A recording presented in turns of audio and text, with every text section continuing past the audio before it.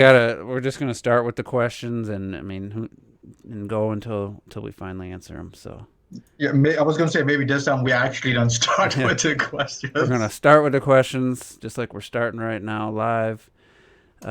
See some people in the chat already. We got Stefan Kraus, Dust Flash, Clockton's in there. He's a cool guy. Donnie Arts, what's up? Yeah, so the world is a weird, crazy place right now. Um, and we'll talk about E3 probably at the end about getting canceled and maybe some other stuff that's gonna get canceled and possible delays and stuff. Obviously, there's a worldwide pandemic going on, but I was telling the guys before we started, it's obviously it's affecting everybody. Like Retro's in France, they're in lockdown, but we're not some news outlet. We don't have all the information. You can go to any news channel and get all the information nonstop discussions and stuff. So basically, we're just going to be here for you guys to escape all that and just talk Robert about. made a good point, which is worth addressing, which because like me and people like T and Clock that we're like so basically anti-digital as it can be aside from Steam. But these are the times where it's fucking amazing to have digital games. We can just stay at home and just buy an Animal Crossing and shit online. Yeah, especially in the places where you're told you can't leave. Whereas here on Friday, I'm thinking it's still possible. But who knows? Tomorrow could change that, where I could still go to Best Buy, as far as I know, and get my copy of Doom Eternal. But I You switched know, it all to. the stores are closed here in France. Okay, yeah. All the So stores, like everything. well, you can wait. You can wait for Animal Crossing. You don't need to have it on Friday. Fucking no, I pre-ordered it online instantly when I heard the stores were closed. So You don't anyway, get no I've waited mail. enough. but I just hope everybody's just be smart. I know there's still idiots in America I talked to a guy who had some. My truck had a little bit of rust. It was fixed under warranty, and I had an issue where they returned it all. Freaking bed of the truck was just filled with freaking Bondo dust, and it was filthy. So I called and complained, and he was just giving me a bunch of excuses about how his employees had this bug that's been going around. He's like, it's not the coronavirus. I don't believe in that shit. Like, you don't believe in it? Like countries are shutting down, and you don't believe in it. So there's It's just a religion, apparently. You have to believe fucking in it. ignorant motherfuckers. And That's science for you, man. it's just stupid. But anyway, It's a conspiracy. so it's a conspiracy that we're in a state of emergency and they shut Hey, down. Rob is here. And Robert is here. How you feeling, dude? The Illuminati wants the government to collapse.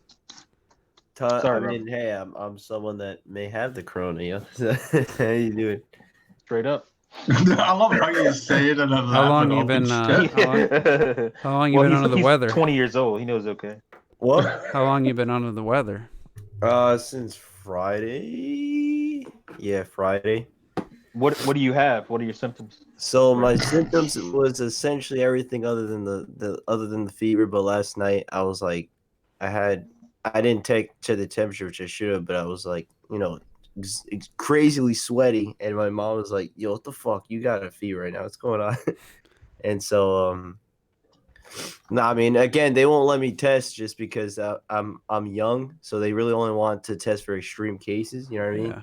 Like Yeah. for That like, stuff is so dumb. Like you like everybody has it. It's dangerous, but you can't test You if should- you're young. You can't test if you haven't But you should traveled know in the if you last have night. it. You know why though? Is because they don't have enough tests. It's crazy. It's Yeah, crazy. they definitely don't want you going places, right? No, but that's the thing is they said that's the thing is that like they're like, yeah, but don't come to the hospital. Works like don't come to Don't work. come to hospital. They said, It's don't- backwards. Everyone, now because of me, like no one. Yeah, but everyone's anyone like, in your house should. I mean, you guys are gonna be stuck no, together for we're 2 all, weeks. No, yeah, we're all technically quarantined because of my ass. Walled your ass off. So, are you gonna have Animal Crossing shipped to you, or are you gonna go digital? Yeah, so I already said I'm getting Animal Crossing shipped to me, but I still said regardless, even like if there were this was even before all this where I was like, well, I might just do it where I'll buy it midnight digitally. Has it like have it like physically shipped anyway? You know, just because I don't think they're gonna have midnight releases anyway, and so Yeah, you'll I'm have it the probably next gonna- morning probably or next afternoon. But When the Look, postman arrives to me, he'd be like, "Leave the box outside. yeah. Animal. Get in the car." That's the kind of game you kind of want in your system at all times, anyway. I think you're gonna want Yeah, it that's true. digital, honestly. That's why, like, honestly, like, I mean, I'm the guy that bought like Minecraft 7 times. And, it's like it's not gonna harm buying Animal Crossing twice. I waited 12 years. And before we So, get into the questions, we can talk about. I mean, the reviews are coming in, and it's definitely the highest rated Animal Crossing game so far. Like, from what it's looking like, the average I think is 92 on Metacritic, and I've seen some. Nintendo Life was just absolutely in love with the game, and so yeah, that's. I mean, who's not gonna be in love with this game, yo? I'm telling you, Not other an than Animal you, Crossing dude. fan. Other than you, Pretty much every. But it's probably. I'm guessing the Wii version wasn't like getting. Let me check the Metacritic. Now the Wii version was kind of weak. It was Well, the Wii version was like the DS version with a little bit more. It was what was the DS one? Basically. which is why for me it was fine because I don't, I'm What not was it big called? into DS. Wild World. No, City Folk. Yeah. Wild World was the DS one. Right? Yeah. But the thing is Let's also, go to the city. even with Wild World, like if a huge, I mean, I think off the bat to match the differences on Wild World, if you like it moves, right? But it only moves like in grids. You know what I'm saying? Yeah. So like if you're moving, it would stop the camera, then move to another frame. And Right. to me, that alone is with the DS frustrating. as well. It's like some 3D games they're trying to be N64 games and just failing because because the N64 at least made made everything look smooth and And smoother scrolling and stuff. and it's just everything was just, I mean like Damn. character models are 3D models, but everything was just so pixelated 3D on the DS. Some games just is why I hate Spirit Tracks and not Spirit Tracks Phantom Hourglass is one of the ugliest fucking Zelda games I've It's ever seen. ugly. Like, disgusting. I can't even look at it. It's So here is the breakdown from Animal Crossing. So the original got a 87. City Folk got a 73. Wild World Wait, had an original would that be? Well, GameCube and N64 Japanese one are the same one. Yeah, I So don't- Yeah, I'm guessing so they're I talking think about they the did GameCube both. one. I'm guessing Metacritic doesn't. I don't know. Maybe they have a Japan. Famitsu probably. Yeah, I don't think they'd have reviews. So it's for probably Japan. the GameCube one. Yeah. Yeah. Wild World has a 86, so people did enjoy it. New Leaf 88, and now New Horizons it's down to a 91, but it's still definitely the highest. Amiibo Festival is sitting at a pretty 46. Don't mention that. That has nothing to do with Animal Crossing. Oh man, I mean, Amiibo Festival, it still had the charm, but they just fluffed it, man. It could have been a fun board game, It is like the bare bones Yeah. fucking board game. Even my you could kids, have. when your kids get bored playing it, that's when you know something's fucking. Well, the thing is, that's why for me personally, like, I mean, look, I in my eyes, I know that New Leaf is the best game in the series, but for me personally, the one that I would always prefer playing was City Folk, just because I like playing on the TV. But I always recognized that New Leaf was the best one. I just wish it was on the Wii U. You know what I'm Wild saying? World got an 86. Is that what it is? Yeah, Wild World. I can't. If you trust me, if you went back to that today, they ain't no 86. Like, I mean, it was. I don't think it was 86 then. I think people were just like mesmerized. I wouldn't imagine it was. 86. That we speak. That's what they should have done. 86. Hi-yo. So, how different was the DS and the GameCube version? it's night and day. It was pretty much night and day. Yeah. It was like going from Clock that said it was like going from N64 to PlayStation, original PlayStation, as far as like the graphics and feel. Yeah. That's kind of how it was. Right. So it was Yeah. for me. It was a step down. Like Well, that's why for me, when because I went from City Folk and then I played Wild World and it felt like a huge downgrade for me. I was like, oh shit, yeah. fuck's this? What happened here? So you bought City Folk after WoW. I mean, while we're Well, after. 'cause, yeah, City Folk was when I After was WoW. first introduced to that. Right. So that's And that's why that must even, have been terrible. that's like You must have even been like, something what is like, this? yeah, well, that's even something like it's tough for me to get back into even the original for me because again, like Juice, you have to look up that it's literally like screens, like Zelda screens. So like you Oh, would really? yeah, so you would Yeah. move and then once you enter the next area, it zooms the camera to the next one and then the next one. So like you would constantly stop moving for a second, go to the next area, stop moving for a second. For me, that always was frustrating for going back to the How original. about the GameCube version? Yeah, especially after City Folk, at least for me. Yeah, there's no going back to. I don't feel like you can go back to like the GameCube one at this point. When you played the GameCube one as well, one annoying thing like that was when like weeds were just like on the edge of that boundary, and like the screen would flick across you trying to grab the fucking weed. Used to drive me nuts. Yeah. But yeah. All right. Well, it's. I mean, there was somebody was trying to. What did you say? 92? It's at a 91 now, but I mean, it'll probably stay around. I'm guessing it won't drop below 91. We'll see what GameSpot's their review isn't in yet. They're notorious for. Yeah, you know how they do. So I brought this up, or somebody brought up in Trail's stream last night. Somebody was trying to, and I have it on my background. The Last of Us Part 2, just because of the situation we're in, and this was a. So I thought it'd be the right mood maybe. But anyway, someone was talking about how Naughty Dog, one of the former employees, basically just shit all over Naughty Dog and saying they're overworked and people are leaving, so they brought in movie animators who weren't. It took way longer. The game should have been out last year. Mismanaged, all this stuff about crunch, working people way too many hours and all that. And somebody thought. Maybe, I don't know, I'm just guessing here, if somebody's like, well, Nintendo doesn't do that for their games or something, because somebody decided he put like a close up. It was like Ellie during like a cut scene, and then it was just like Animal Crossing, like zoomed out, just somebody sitting on a bench. And it's like, they're basically trying to justify the overworking of employees by saying, look at the game compared to what Animal Crossing looks like. It was kind of and people were all over their shit about. I mean, that was a bad idea. That was stupid. You're all stupid.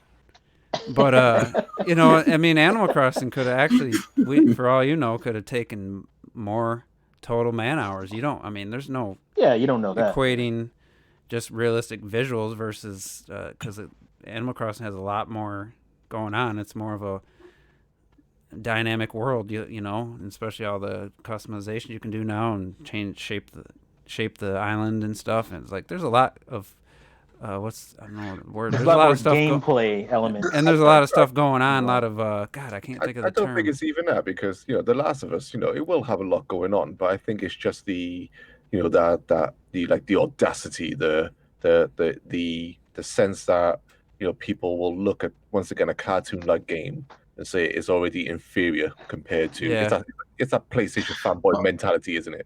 Look at Uncharted, compared.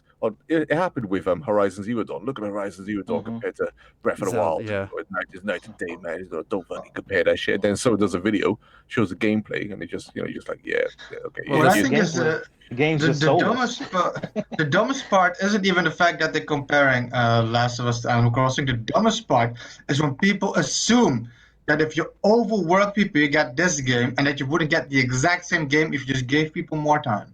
Yeah, it was a dumb defense. But at the same time, there's been reports of other studios, even I guess CG Project Red. CD Projekt Red said that it's been accused or whatever word you want to use, and of course the Grand Theft Auto guys, Red Dead Redemption 2, I guess, was one of the worst ones I had heard about before this. And it's like, I work at a place where some people think it's like the worst thing in the world, and I'm just like, man, this is a fucking stress-free, easy job, Monday through Friday, no weekends, and people can just turn it into it's such a bad place to work, and I'm just like, what the fuck? Do we work at the same place? Like, I don't see how you can see that. So there might be people that work at Naughty Dog feeling that, and there might be people like, man, this is rewarding work. You don't know, But Yeah.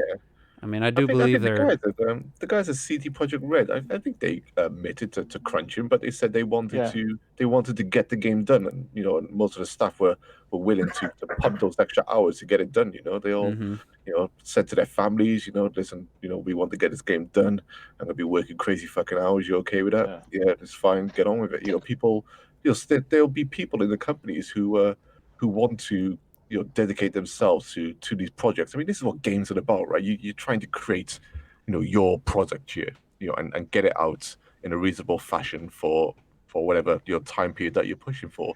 So time is never going to be perfect, and you will be up against the ladder sometimes. But there's going to be different situations where some are just like someone's behind you cracking a whip compared to holy shit, I need to work a 12-hour day today. And I'm guessing that's the difference. Like, I'm gonna do it for my other colleagues, On top of that, it's like, of course an ex-employee is gonna talk trash. I mean, who knows why he was fired? Maybe he was ramming his schlong over his keyboard. You don't know why he's gone. Exactly. And I'm sure. But he could be. He also could be telling the truth. Yeah. But what I wanted to say is that every job I've had has these crunch periods or whatever.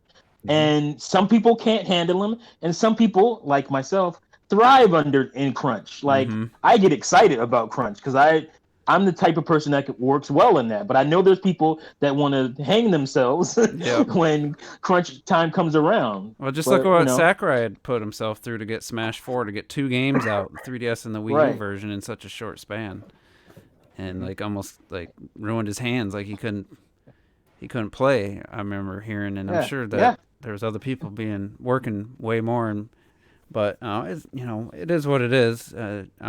There's games I wish like Silksong would come out and wish it had come out by now, but there's a couple guys working on it, and I'm guessing they're putting a lot of time into that game, and it's just a few people, so it's not like they're forcing a bunch of people to work or lose your job type of scenario. But sometimes games you run into problems, just like building the Mario Maker level kind of gives me a little insight into. I think I made this level that's foolproof, and then I put it up, and within 5 minutes somebody broke my level, and it's like, oh, I gotta fucking rethink the whole thing. And that's you get these games.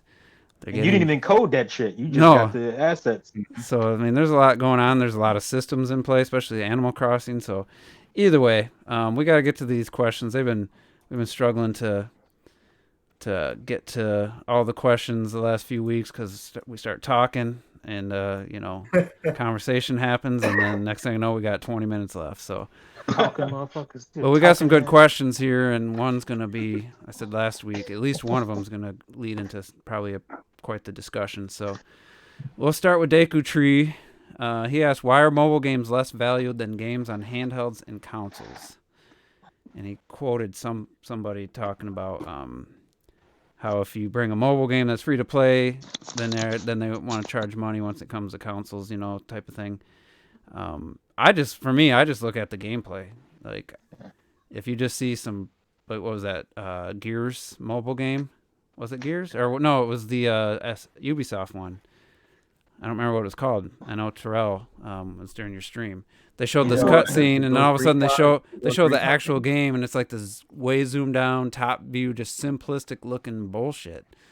And it was like, to me that. Oh, you mean when we were streaming like E3? Yeah, E3. Remember they showed a mobile game that first. Oh, I know what you're talking about. Yeah. First they showed like that had Splinter Cell.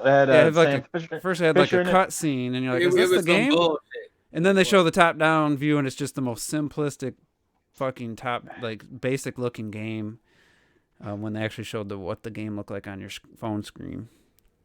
Yeah, it's like trash. But like that, if it's like a decent race, like the Asphalt game, I think maybe that Asphalt 9. I don't know if that's mobile or not, but there's some It's pretty mobile. Yeah. There's some pretty impressive looking mobile games, but it's like it's just the ones, the simplistic ones. Yeah. That's not the rule. If that was the rule, then people wouldn't shit on mobile games. But most of them games are trash. I mean, most of them are simplistic, kind of quick, which is, that's what fits mobile. That's what fits your cell phone. You can't sit there and have a 90-hour RPG on your cell phone. Nobody's gonna play that. Mm-hmm. So it's understandable, but that's why they're looked less upon. I mean, even like Oh, you got it. Go Yeah. ahead, Robert go first. ahead.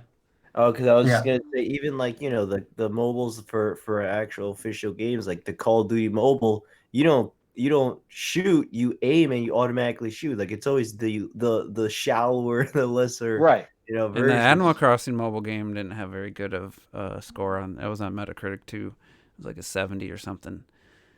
Because what I was gonna say is that the thing with mobile games is they have to make it work basically with no controls. You know, you swipe, you tap. You know, it has to be. Most of them have to be able to be played in like one hand. That is not even like mobile gaming. If you play it in one hand, so that already makes it less than it is. 'Cause like I said, you have some exceptions with some things that are good, but the vast majority is like how most of these games like they fucking literally play themselves. And my brother, and it bothers the shit out of me. My brother's these days, he barely touches his consoles anymore. I visit his apartment, his phone is laying on his table, and some kind of fucking Korean RPG is playing itself. It's like that's what mobile gaming is, you know. And I look at that, and Another man's happiness. What's the problem? I mean, well, no, but I mean that's why the games are of lesser quality. That's what he's. It's like one. You said You don't one like hand. You play it with one hand. It's like jerking off, but not as satisfying. Didn't Nintendo just release a mobile game on last Friday? You try both ways, goddammit. You don't know. I saw Robert streaming look like a mobile game that Nintendo released last week. So we'll ask his next question, then we'll come back. He's got multiple questions, but do you buy Apple or Android products? Android. I buy Android. Android. Just because Android trash. I don't know, man. I used an iPhone for a couple weeks and and then you cracked the screen. I didn't like it. I used to do Apple. It's for refinement. But honestly, either or, like, I think they're pretty similar these days as far as how the apps lay out and stuff. I mean, there is a reason Android lag is coined, so it's all good though. What lag? Yeah, but like what lag? The screen lag. I've never heard. What is that from 10 years ago? My phone's instant.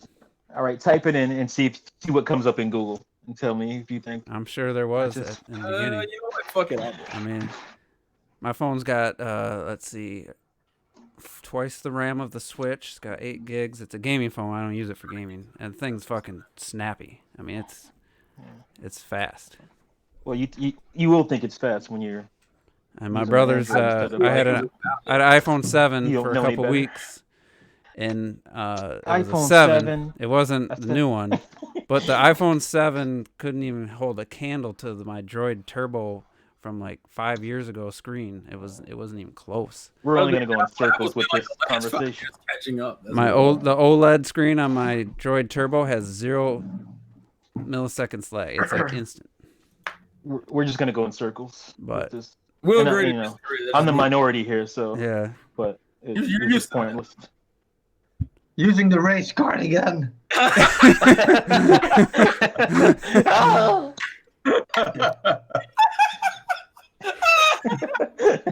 right, so Ipster's got a fun question. Well played. That was a good one, Retro. That makes up for all the dumb things you've ever said. All right, so Ipster's asked, since Smash 4, all these character reveals come with like a tagline, like Lucina wakes her blade, Simon lashes out, Banjo-Kazooie is raring to go.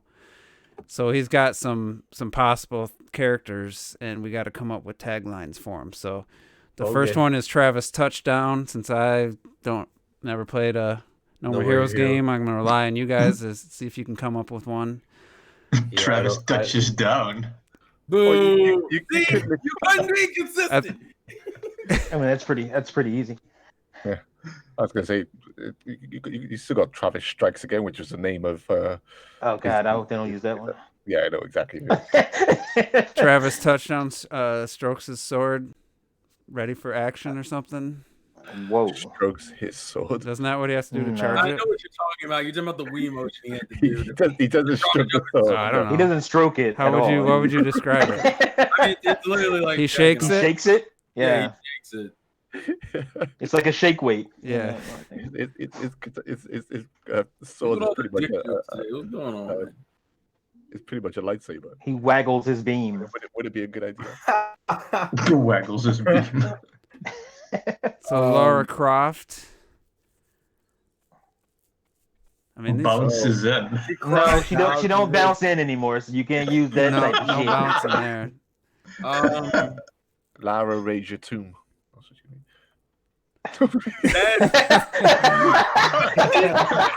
God damn. Lara Croft, did. rating to go. Instead of raring to go, you could say rating to go, but that's already Lara bad. digs in. That- oh my God, the corn. Well, they're all pretty corny, honestly. Even the real ones. Lara lassos the Lara exploits Nope, the nope. competition. She what? Nope.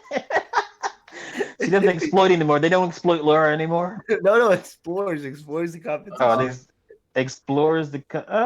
Okay. That's pretty good. That one's I think that one's passable. I thought you said exploit. I'm like, what? That one's funnier though. So we got Springman and Ribbon Girl. Well, that has to be that one's it like stretches so- in. It has to be stretches in, yo. You can't. That's gonna be, yeah. It has to be stretches in. It's too obvious. I know what it should be. Remember me? Oh no! We don't talk You about could put that guy. reaches in because their arms, I would say, more reach out than. Oh, that's pretty good. I like that. That would be for Master Chief. No. All right, so Doshin in the Giant. I don't know what that is. I've never Ocean the played it, Giant but I is know what it is. Yeah. A 64 DD game that never came out. So over Captain here. N. No, Chibi Robo. What I about got it on GameCube. Chibi Was it on Robo? GameCube as well? Oh, yeah. Okay. Or lashes and lashes the competition. Which one? Yeah, TV Robo. Chibi Robo Chibi plugs Robo? in. Yeah, I was gonna say. Oh, no. It's like Yeah, you have to say plugs in because the lashes are kind of, that brings up memories of a shitty 3DS game. Don't do that. Come on, man. What about He had the key to what all about Nintendo Direct. Laura Croft rating the roster? Oh, Is rating the roster? That's ratings the roster is rating the roster. is rating. that's really good, but I think it's too complicated for Yeah, Smash. I was saying, I get it. I like it. I like it. I want like Bomberman to come in, and his tagline would be like Bomberman blasts his assist trophy. Or Bomberman blast some asses. Jesus Christ! Oh, what come is on. with God, these it long ass? just blows up the competition. Jesus Christ. There you go. Blows go. up the competition. Yo, damn. Blowing up. All right, so let's go back to Deku Tree's got some more questions. Should Nintendo focus more on movies on their series such as Mario and Zelda? Or would you like? I think we asked that last week, didn't I? Or were there the big Yeah, we We series? did that. Did you? We've had a whole discussion about it. Yeah, we last time, talked I think. about. Okay, yeah. So I would say I think we kind of already discussed should they do movies or TV shows for their. And then somebody we then he did. asked if I thought about doing highlights from the podcast. I mean, it's probably not a bad idea. I thought he was talking about your hair. I was like, what? No, like the funny moments. Dude, we need to do that. Ooh, Like, that Lenny needs to- Wright has one for Jill Valentine. Jill finds a What? new residence. Okay. Wait, what? Oh, Good one, Lenny. Jill, I like it. she I like finds it. a new Oh, residence. okay, all right. I missed- that's good all stuff. That's good stuff. Springs into battle. Yeah, for Springman though, that's too obvious. I feel like that's all you can. It has do. to be springs or no or stretches Or in. Laura Croft somersaults in because she used to somersault like crazy. Used to. Y'all She get did. stabbed. Which Laura Croft we talk about now? That's what I'm saying. The She better used to have one. that terrible auto aiming and somersaulting gameplay. That was great. terrible. Oh, get out of here, man. That was, The better one. The sales don't say that. Tell him where he lives. He's in the wrong country for that. just, Team Ready 1 through 4. Greatness, Joe. Greatness. don't worry about aiming. Just hold those triggers and jump. And you're gonna get the kill. It's kind of like It when you wasn't play with about- Politena. Oh. I would love, honestly. It sounds like when you're playing fucking Doom where you just one hit kill button. Nah, Look, he's glowing. Press the button. Dead. it's all strategy. I mean, you could have a game where you build up to her first kill, and then she immediately murders 100 more people. Yeah, I would like some like of the. nothing. I would like some of the acrobatics and stuff of the original games. I just never liked that auto aiming. Well, that's not going to work today, but they No. had to do that back then. Back then they had, to, Yeah. but Especially on the PlayStation with that fucking choppy blocky graphics shit. You know what's funny? You like Angel of Darkness? Oh god. I don't know if I brought this up, but I Trash. feel like I might have. David Jaffe, did I tell you what he said about how PlayStation 1 was the only true 3D gaming machine out at the time that could truly What? I don't know if he meant before the N64 came out, but Oh, okay, maybe that. he didn't. Okay. He made it sound like he meant against compared to the Saturn and the N60. He didn't say them specifically, but he says it was the only true 3D gaming machine. You have a somewhat argument against the Saturn, but Yeah, the N64 Saturn, kicked they the didn't fuck initially out. design it, but the 64 was the only true 3D gaming machine. That's what it was designed for. That was all what it was all about. They didn't even do 2D It games. hardly. created 3D gaming, basically. Sony did it, and it the warping walls and just terrible frame rate. Like games So barely. They didn't have the controller for it either. With a D-pad to play your 3D Yeah, game. that- Right. Jumping Flash, anyone? That dude. No. Fuck outta here. Trash. Jumping trash. And then that old Hey, you Zaire was trash like, Bandicoot and shit. oh, the next gen was like, I didn't know that. Really? Oh, okay. Like he just took it on his word, and I'm just like, Yeah, what? the fuck? PlayStation 2 or PlayStation gotta original Zaire didn't even was have that many like straight up 3D games to begin with. Like No, they never they did not design that system with thinking No. fully 3D from the start. well they did, Oh, They which had- one? but they The didn't one? they didn't No, go they full did bore that into it. console. Well, I mean, they did have the it. controls for it, and a lot of the games Yeah, are still but that's 2D. just Sony. That's Sony copying the SNES controller, wasn't it? Yeah, but they still had a lot of 2D games, whereas N64 basically just said, no, we're not doing 2D. They did a few, but not that many. Well, the funny thing is that they looked at Virtua Fighter, and that's what that made them decide to make the PlayStation a 3D capable console. Too bad Sega didn't do that. Whoops. You could add a don't know chip. what happened. Why'd they do that with the Saturn? I mean, the Saturn was still a 2D fucking powerhouse, man. Pissed on it. Oh yeah, you That's couldn't on touch the it PS1. 2D wise for sure. Just on the PS1, and even 3D games, it still has some incredible 3D. It could do 3D some graphical effects that the PS1 couldn't do, like Yeah. real, like actual transparency and stuff. The PS1 It just took a lot of time. That was the Couldn't do problem. real It took so long to pull stuff out of it because it wasn't built with 3D. Who managed to do it, mostly Sega guys, All right, so I got Rock. Yeah, it has like 3 paragraphs here. I'm gonna see if there's a question, hopefully hiding in here. So Nintendo has a lot of second-party studios that it hires quite often. Some are more famous than others. Intelligent Systems, which I don't think they're second part. I think the Intelligent Systems worked on the original Metroid. I'm pretty sure they're owned by Nintendo, but I don't know what second party technically what he means. But HAL, Goodfield, Platinum, Koei Tecmo, those are third parties. But Bandai Namco, Camelot, Next Level Games. Which of these lesser-known second-party studios is your favorite, or maybe you wish they'd do better? So he's included some lists of other companies, there's a lot I've never even heard of. Yeah, they got a lot of smaller ones. Bandai Namco was a second party. What? I would call it a second part. No, No, I mean it's they make second-party deals where they'll take a Nintendo IP and make Nintendo will fund the game and then they'll Yeah. make it. But basically, he You have has to- some. You have to throw Ubisoft in there. You're gonna say that, man. But the ones he like, listed are all like the Sushi Strikers developer, okay. Yeah, I the think Mario we and talked Luigi about- developer, the Sonic. Here's the The one thing who though went when under? it comes to second party, because I always use the term second party, but to me, you can't have a second party studio per se, because second party to me is basically an exclusive game, for example, that Nintendo didn't make. Then you got a second party game. That's how I always see Yeah. it. Bandai Namco is not a second party studio. It doesn't really exist anymore. Yeah, second party. studio-wise, I think second-party Studio. game. No, I disagree. A second party studio is a company that Nintendo have bought from somewhere else and brought them under their umbrella. They're not an internal. Yeah, they weren't an that's a original good, that's a internal good Nintendo example. first party studio. They were a studio that they bought that are now underneath the Nintendo umbrella. That's what I would and say. make It is. Nintendo games for whatever they do, and then you've got third party, which we know what third parties are. So yeah, But if you see it I've like al- this, I've always aren't there thought like it's only second- like 3. I've always thought of second party like Rare, where they own some stake in the company. They did own them. They own them partially, Well, they owned 50. How much was it? 51%. 51%, right? Yeah. But they were mutually They own the exclusive. controlling stake in them. They basically own them. Yeah, so there was second. It's But like there was no- it's like Retro Studios. You know, these are guys who have bought, who they own the majority stakes for, and Nintendo sold that stake for Rare, didn't they? So Yeah, you that's know, the thing, they though. were Like the second that, party.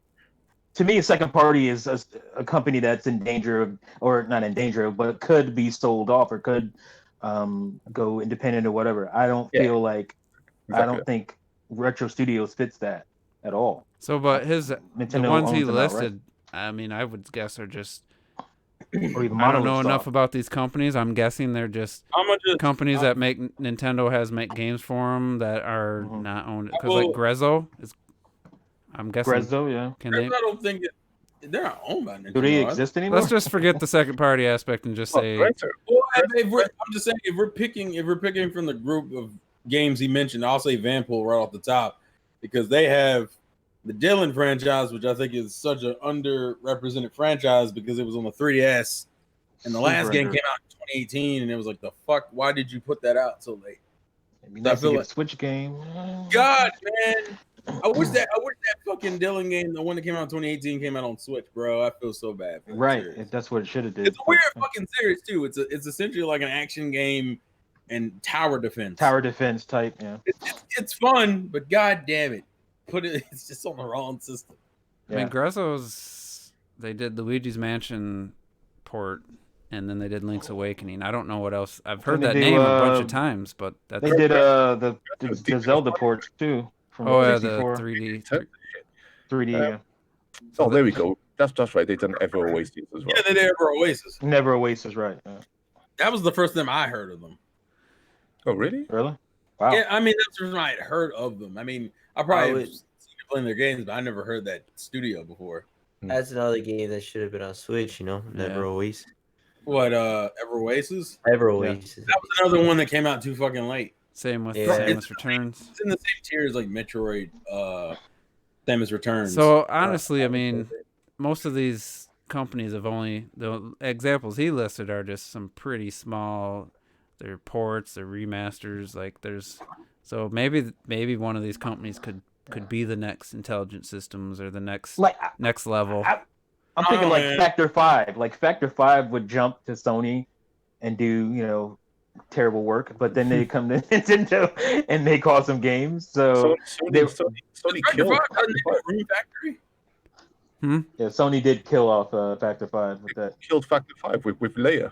bullshit layer All game. for Yeah. them to- No, Leia looks stunning. Leia looks stunning. I've got It Leia. looks great. Stunning. It sounds.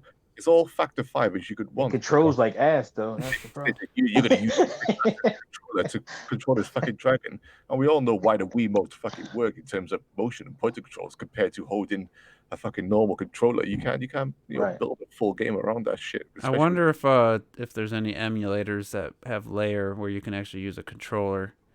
If someone's, I doubt anybody's put in the time, but It's a PS3 game. I doubt someone anyone's done you that. never know. People do Yeah. all kinds of shit, but because I mean they made there's like emulators where you play Wii games that had a lot of motion control, and you can Or play you can them just with use the controller. Sony's shit's Axis controller. Man, I need to talk about those studios in a video. Shit Axis. But yeah, I mean I don't really have, like I said, who knows? One of these studios could be the next level games if they got a chance to make something the size of Luigi's Mansion, like a new game. So I guess we'll just have to wait and see. But as far as the ones he listed up above, I mean Bandai Namco and Koei Tecmo, Platinum, they're definitely not second party games. No. Camelot, Next Level, HAL, Good Feel, and Intelligent Systems probably all kind of fall into that. Because Bayonetta, Yeah. it's so convoluted, that whole, because you got Sega in there, like that's just, you can't call that second party. No. Sora isn't. I don't think is exclusively owned by Nintendo, is it? No. Who? No, Sora. that's So Sakurai. Sakurai's company. Oh, then it is. Isn't it officially disbanded though? I don't think it. No. Sora isn't. You're talking about the one they made for when they made Kid Icarus. He did a Oh made yeah. a- What was one, and then called? he disbanded it like almost right after that game came out. Yeah. That was so mad, bro. I was like, you, how dare you? Why? Why do this? I I think fucked in my I think it was Rock. Yeah, in my last video, he was in my comments. And he was talking about like second parties and stuff like that, and he mentioned Shinen. But I said, Oh, yeah. I said Yeah, I that can see Shinen as a second part. yeah, but they're not owned by Nintendo. They're like They're a not. No. German They're company, technically but they considered pretty much just make Nintendo games. Yeah. And I then mean, they have port 'em- stuff on other They consoles. poured but- them later. Actually, I could have sworn Nintendo owned them. Let me check that now. Actually, Who? Shinen. No, No, they, they don't, because they put stuff on they PlayStation ported 4. they ported all their games to the PS4 Yeah. like Fast RMX. Yeah, and stuff. they're a third party indie developer. All right, so Unforgiven asks, what game are you most excited for this week? Doom Eternal. Sorry, on Wikipedia Oh. it says it is a Nintendo second-party developer. Although wait there, this is a very wait there, it says That's probably old. verification. Yeah, that's old. You said Wikipedia, so you lost me. He Wikipedia was is trying, T. That's old. It's old. Don't worry about it. Carry on, T. Sorry, Juice. Sorry. Yeah, he gives you Yeah. 3 choices for what game you're most excited for this week, and you have to pick from these 3: Doom Eternal, Doom 64, Resident Evil 3 Remake Demo. That's it. come on, man.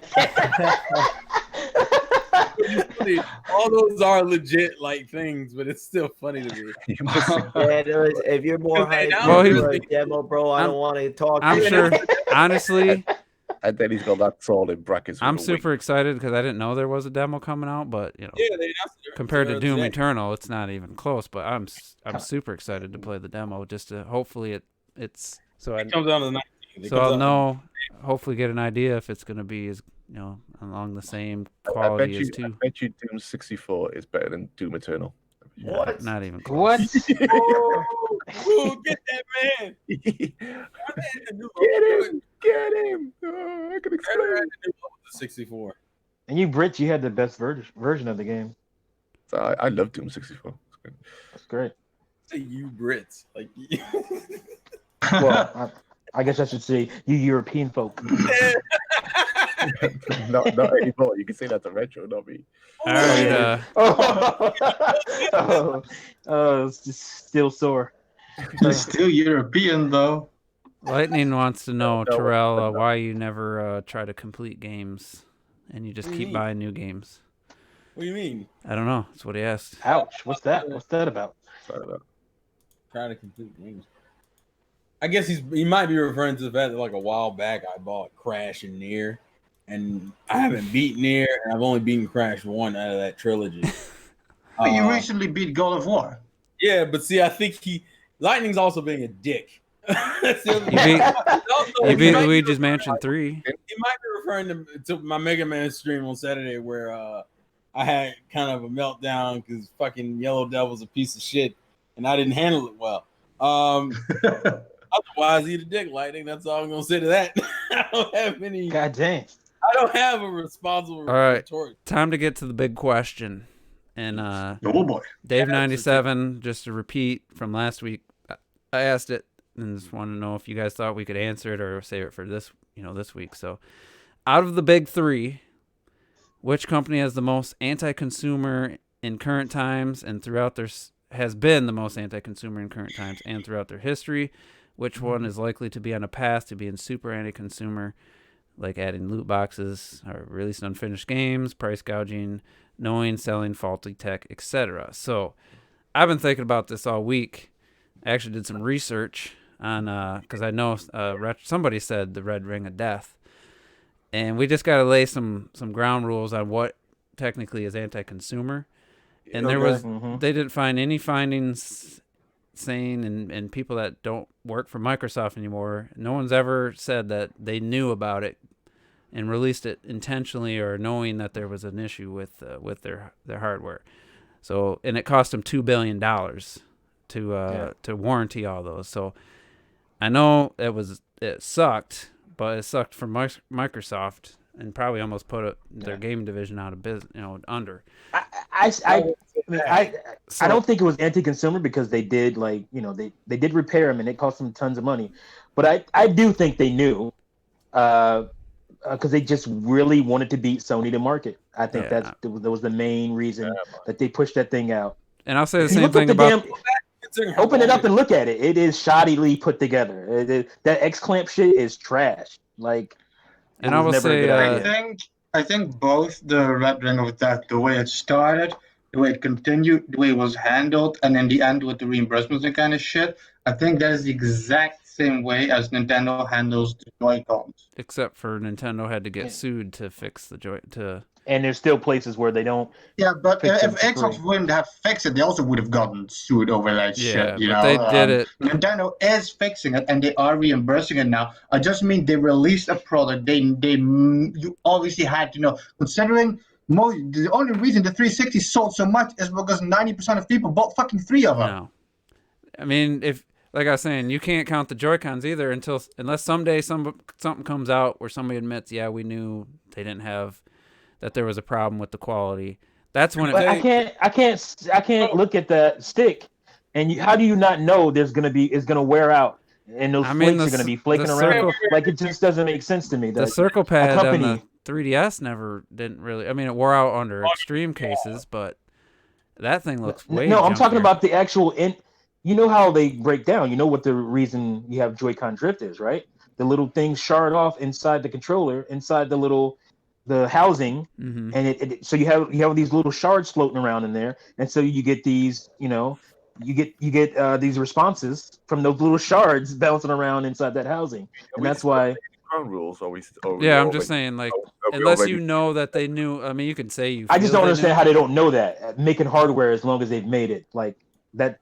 I don't understand But that. I say we'll just because So we ignore don't. the There's no way to prove or know for sure. No, we can't prove it. Obviously, you can't Somebody prove might it. have been trying to save their job and not told people. We don't know. But so those two were brought up.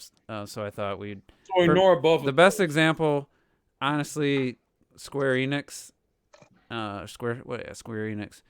For me, like a good example is releasing a partial game and not putting part 1 on the box, knowing that they're going to trick, knowing people are going to think it's the entire Final Fantasy VII game being released in April, and paying $60 by not putting that part 1 on there. To me, I mean, he didn't ask about Square, but I think that's a good example of a company making a choice that's anti-consumer, knowing that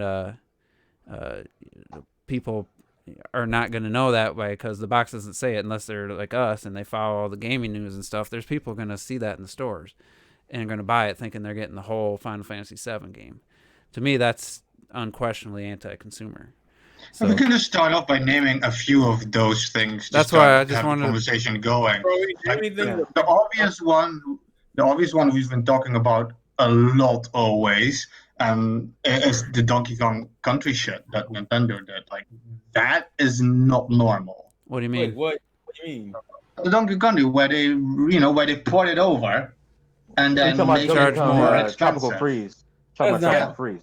God, I mean, I would call say that. anti-consumer. I would say that, and then the fact that I they would, take it but off. I don't think that's a big thing. I think they taking it off the Wii U eShop and then It's shady. It was real shady. how- getting rid how of it the went down. Nintendo Select pricing on some of the ports. To me, that was where it falls in there. I would say I guess- Nintendo's worse though. I mean, would be the new Nintendo 3DS not having the AC adapter. I mean, yeah, they put it on the No. box, but to me, that's where I you can't make it. count that. I can't count. How can you not count I that? can't count that because in Europe, you guys had it now for the first time. We've had that probably since the very first DS. We've had that for years in Europe, and Okay. it makes sense. That Doesn't is make like it not nature. anti. That is protecting nature shit. Nobody needs 5 goddamn AC adapters. When you buy them in the store, they're literally hanging right next to it. If you need one with it, I don't think that's Excuse me, anti-consumer at all. I disagree. I like having multiple adapters, so I don't. What are you have to- talking Then you about can buy multiple one. They're adapters? hanging right next to the Okay, box. so that's anti-consumer because you put one in the box before and you took it out of this other No, box. That's anti-consumer. That's what I see different. I see it anti-consumer. It's forcing me to buy a 5th fucking adapter when I have 3 laying at home. Why I don't would want you to have pay 3, money though? for shit I don't need. I'm trying to Because figure out I why have do you every have. single DS that exists. Because over here, like I said, it wasn't just since the latest DS. We've had that, I think, since the Game Boy Advance already, that kind of shit. where they're no longer in the boxes. So you know it, and then you hang them. You have the DSs in the store, and then the adapters right next to it if you need an extra one. How It's not about like they're this? hiding it. How about this? In America, the adapters weren't even stocked enough when in the store. Yeah, Like I went to the Myers by my house just looking because I had ordered one online, and they didn't even have any of the adapters. They had a couple of the new Nintendo 3DSs. They didn't have any adapters in stock. Well, So- that How many is di- up how many to different your Game Boys store, ca- I guess. how many different Game Boys came out? Like how many different versions of Game Boys came out? 3. 3. Oh, They yeah, have you- no, I'm talking about just like Game Boy Advance. How many different versions Game Boy of Advance. Game Boy lines came out? Oh, Game Boy Color, Game Boy Advance, Game Boy Micro, and Game Boy. Did they all Advance. have adapters in there? Yeah. Yeah. So if you take something out that you put in before, that's anti-consumer. What if they Sorry. started selling? Yeah, I think that like in the end of the day, no matter like they can't predict how many you have. They should always just have that. in Right, the that's not up to pocket. them to decide. Oh, I'm sure these guys are buying it for the fifth Well, I time. trade all That's my. not up to them. I trade all my handhelds in to buy the new one. So I traded my original 3DS in for the XL, and then I traded my XL in for the new Nintendo Yeah. 3DS. So I didn't have any. I had to buy one. Luckily, I was smart Right. enough. What if you're trading it in? I was like- smart enough to go on Amazon and pay. I paid like $8. But here's the question: what if the Switch didn't come with an for what is the Switch 300, and it didn't come with the power supply, and you had to pay $30 extra? That to me is them making it. That is anti-consumer, but that makes no sense in the context of this conversation. But it's the same as for me. It's the same No, thing as the because new Nintendo the 3DS. Switch doesn't have the same fucking power thing as the previous 4 Nintendo consoles. Yeah, but it has a pretty universally used.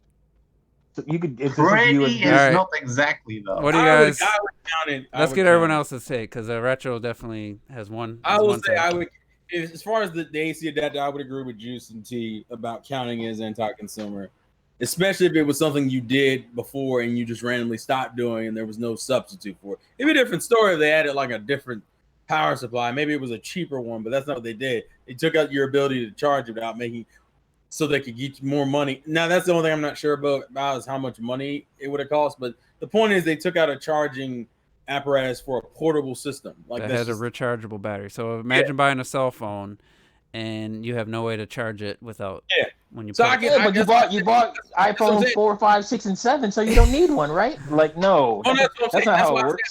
said I agree with Juice and T as far as that being anti-consumer. And honestly, Um, I can't really think of a bunch of examples for I everybody. probably would say probably. So for No headphone jack in iPhones is bullshit. I actually do. Oh, sorry, we're Sorry, talking about come on. games here. We're talking about games. My bad. We're talking about games. Huh? We can have that conversation later. I had- Relax. I struggle, because it's always like, I'm sure somebody's going to disagree. For Microsoft, the best one I could think of never actually happened, but they really wanted it to happen. Can somebody guess what it is based on that setup? Oh, DRM? Well, it's close. The used games thing, where they Oh, that. fully intended Oh. to remove your ability to just borrow somebody's game, rent a game where you'd get the disc, then you'd have to pay like $15-$20 or whatever it was going to be for a license to play that game on your system. They That's- fully I would wanted to say- do that. I still think the Xbox Live locking you out of other online apps that you pay for is pretty anti. That was when that was a when that was the thing. Yeah, thing. I that agree was with the- Well, I that. would say the Kinect, forcing you to fucking buy a Kinect and shit. That was fucking anti-consumer to That's, me. I guess that one's. It was more You anti. know, you clearly don't need that ugly ass yeah. Johnny Five looking camera I can understand your to run an argument. Xbox. in the Well, I sense that- also I'd say that's anti-business. well, that is Well, you're forcing me to pay another $150 or $200 or whatever. by the fucking console. That's what you do. You just Well, yeah. play also, I your- think your another thing console. that Microsoft used to do with the 360 was like me and my stepdad. I remember we could play like the same digital games and all that type of stuff.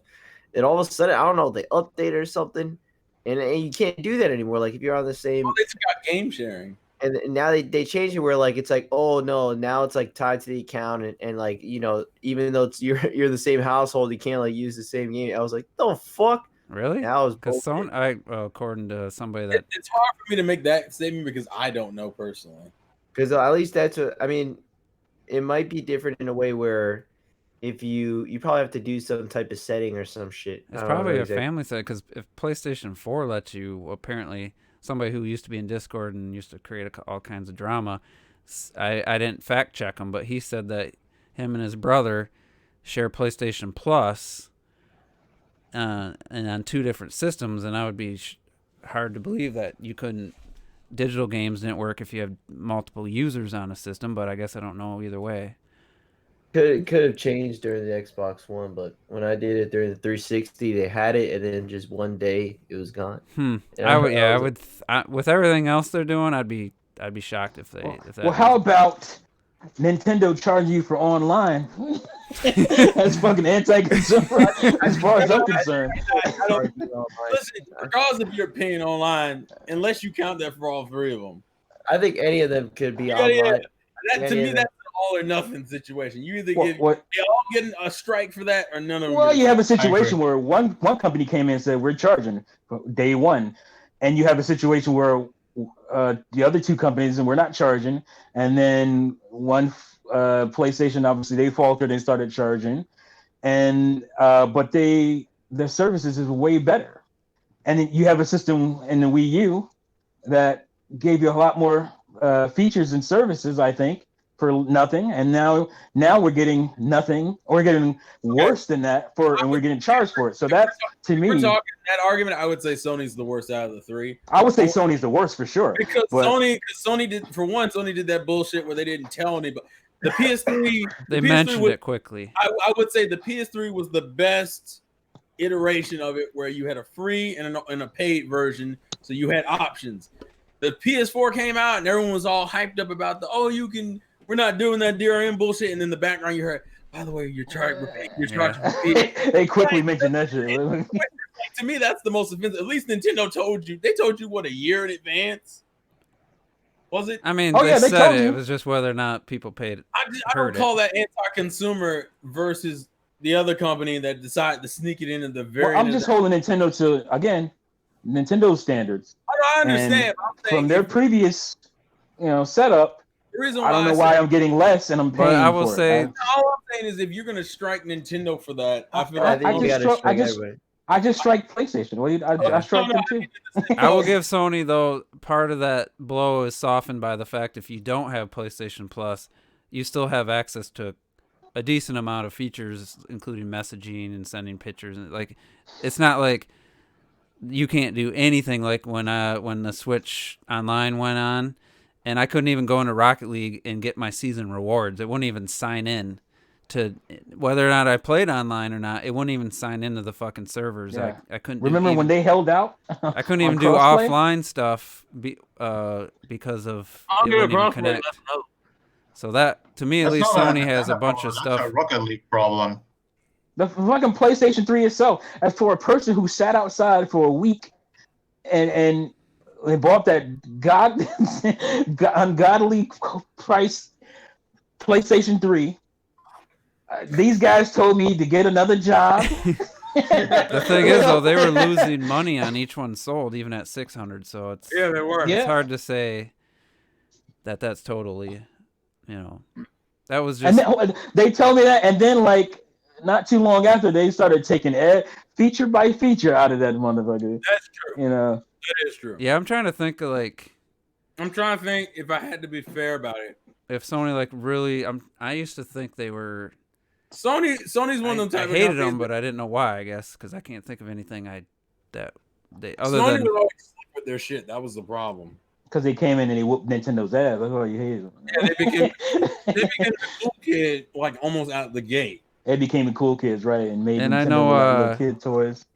This one would probably be a little controversial. I would put it more on the bad, business planning more than just straight anti-consumer. And I talked about this in the chat, where Nintendo thought that it was just going to be acceptable for GameCube to just have basically buy a memory card for every game with every game. It's only $20. You say that, but if you want to bring up the memory card issue, what about the fucking Vita? Yeah, That- that's the best why one. I choose Sega Oh, the because Vita. they're talking about Vita. the Vita. Hell, PSP. You can go back to the PSP. That shit was the The that Vita shit- had the proprietary memory though. yeah. That was way overpriced. PSP had proprietary memory too. It's And they Sony. also had the fucking UMDs. That fucking piece. Yeah, I of, would say the Vita's memory, just because it was so overpriced compared to SD cards. Yeah, well, obviously the pricing was way worse, but PSP also had proprietary memory. Wasn't it like you can go? Did it come with um, some? Because the Vita had no internal memory. You couldn't save one thing on it without the ridiculously No, there was- overpriced memory. Honestly, I and the don't Vita remember. came out at the same time as what, the DS, right? Yeah. And the I'm DS gonna was say really- it did come with like 256 or something. it wasn't nothing card. crazy. Because the Vita was basically useless Yeah. without the memory, and it was, I want to say, just off the top of my head, like a 16 gig SD card was like $15, and then the 16 gig it's- a Vita card was 50 to 60. I mean, it was that. I mean, it was that. I mean, that was the ridiculous. main reason I never bought a Vita. I was like, this is Yeah, ridiculous. and it had no internal memory. So honestly, Yeah, I would say that's worth it. Sony's worst That's anti-consumer probably practice. I think that counts as the biggest offense. And I think- I had to say, I had to say Sony takes the crown on this. Then. And I'd say, like I Drop- said about Nintendo's, like, I mean, it sucked for me because I bought Madden at launch on the GameCube. That was one of my 3 launch games, and I Yeah. got the memory card. That was a good game. And I go to save Madden, and it's like, oh, there's not enough room. So I had to delete my Star Wars progress to save for Madden, and then the next day I had to go spend another $20 on a memory card because they just put such little storage in the memory Yeah. card that You had to buy the black 256 ones, which and then were it more come out expensive. to like a year and a Yeah. half, 2 years later, where they fully. So that was a bad. I don't know what you call that. But what about the SD card memory sticks or memory cards that let you plug in a SD card? They knew they had some bullshit. That's why they had that card Yeah. coming out. Oh yeah, Yeah. I don't even think I I. don't think a lot of people bought one of those, but they knew that I can't remember memory. my brain if there was was a anything joke. else super offensive. I feel like we're missing somebody in the podcast that hasn't spoken in like Am I 30 fucking or minutes. Rob? Cool. Wake up, gents. Yeah, he must be sleeping. Is he clocking or Robert? I'm assuming he's clocking. Sorry, boys. I'm listening again. Yeah, Listen on the replay, man. Juice likes Yeah, having- listen to the replay, man. Juice wants to hear you talk, Clock. I know. I'm hearing. Did we forget It's any? your How voice, do you feel man. about the ones we brought up? I'm hearing lots of excuses, but it's like what I try to work out who do you. I mean, the question is, right? Who is the most anti-consumer, Who's and the then which most ones? I don't think anyone's answered it yet. I've just lots of. We're trying to just come up with some first. I mean, for me, I don't think is, I immediately write off Nintendo. I know we're coming up with lots of the little things, but I just can't even include them in this conversation. I think they've had the most I agree small with that. cases, but they've They've done also some had egregious they've stuff. had so many pro-consumer. But you're talking about consumer. I mean, anti-consumer. And when we're talking anti-consumer, we're talking anti-gamer because that's what we are. We're the people who's buying this shit. And for these companies, Sony and Microsoft have been the single-handedly most anti-gamer, most anti-consumer companies to ever enter the industry. They've come in and have changed the industry in ways. More ways for the negative, in my opinion. Well, the definition though is a company doing making a decision that benefits the company instead of more Financially than the gouging the consumer. consumer. He was going to give us examples. I'm curious to see what he was Yeah, going well, to say. go ahead. Sorry. So in terms of me viewing anti-consumer, I view companies who buy other companies and then cancel them off, so we lose those companies and those games. Something Sony and Microsoft have done more so than any other, more so than maybe not more than EA, maybe not more than EA, maybe more than EA. No, definitely not more than EA. These guys are the ones who came into the industry, bought everything up, paid money under the table so they can get all the exclusives away from everyone else.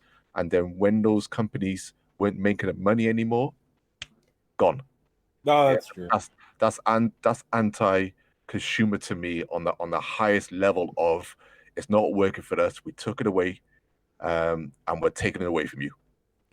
Yeah, I and can rock with that. I would say Um, though the NES anyway. Nintendo was pretty they were pretty ruthless in their business practices with the NES, and They But hoarded was it it. anti-consumer though? It was more Yeah, I don't like anti-other businesses. yeah, they were overcharging for the carts, and it was their way or the highway, and so yeah, I mean, I guess didn't affect us probably in the end though. So So if you The thing exclude, with the NES though, just to defend it a little bit, that was more like a quality control kind of thing, you know. Way too many companies were making way too many that might have way been the- too that many might have been the companies- mask they put on. way That too was- many companies were making way too much shit, actual shit, that it was flooding the market with just actual garbage, and there had to be some form of quality control put in Retro. place. And that's all Retro. it I was. somewhat agree with you because you got to remember that time was part of it. after the crash, and mhm. Atari had just destroyed the market, but just trash. So Nintendo was trying to put in restraints on some of these companies and whatnot. But once you have companies that have proven themselves, and you're still forcing them to only allowing them to put out 2 games a year, then it's just you just strong arming them at that point. Yeah. And I got a question for Clocked. Is holding IPs to in game series you love hostage and not releasing them for 20 years is that pro-consumer or anti-consumer? well, that's I'm just- that's I know what you're trying to say, but that's a creative thing, and that's us demanding sequels to the things we love. It'd be exactly the same Yeah. people who's saying, "I want Toy Story fucking 5, give me Toy Story 5," and it's just like, well, that's up to them. We can beg all we want. That's not anti-consumer. That's just us wanting more of what we love, and then sometimes we'll get given stuff that we never knew we wanted, and then we love that more than what we were originally asking for. I mean, I think My desires. like I said, for me personally, I always would call Microsoft the most anti-consumer. Maybe for a lot of reasons you guys don't agree with, but a big part of that is what Clocked said. I mean, just in the past 2 years, how many fucking games for no reason did they cancel? How do you not trust Platinum? Skillbound, Fable, all the shit they just threw away for like no reason whatsoever.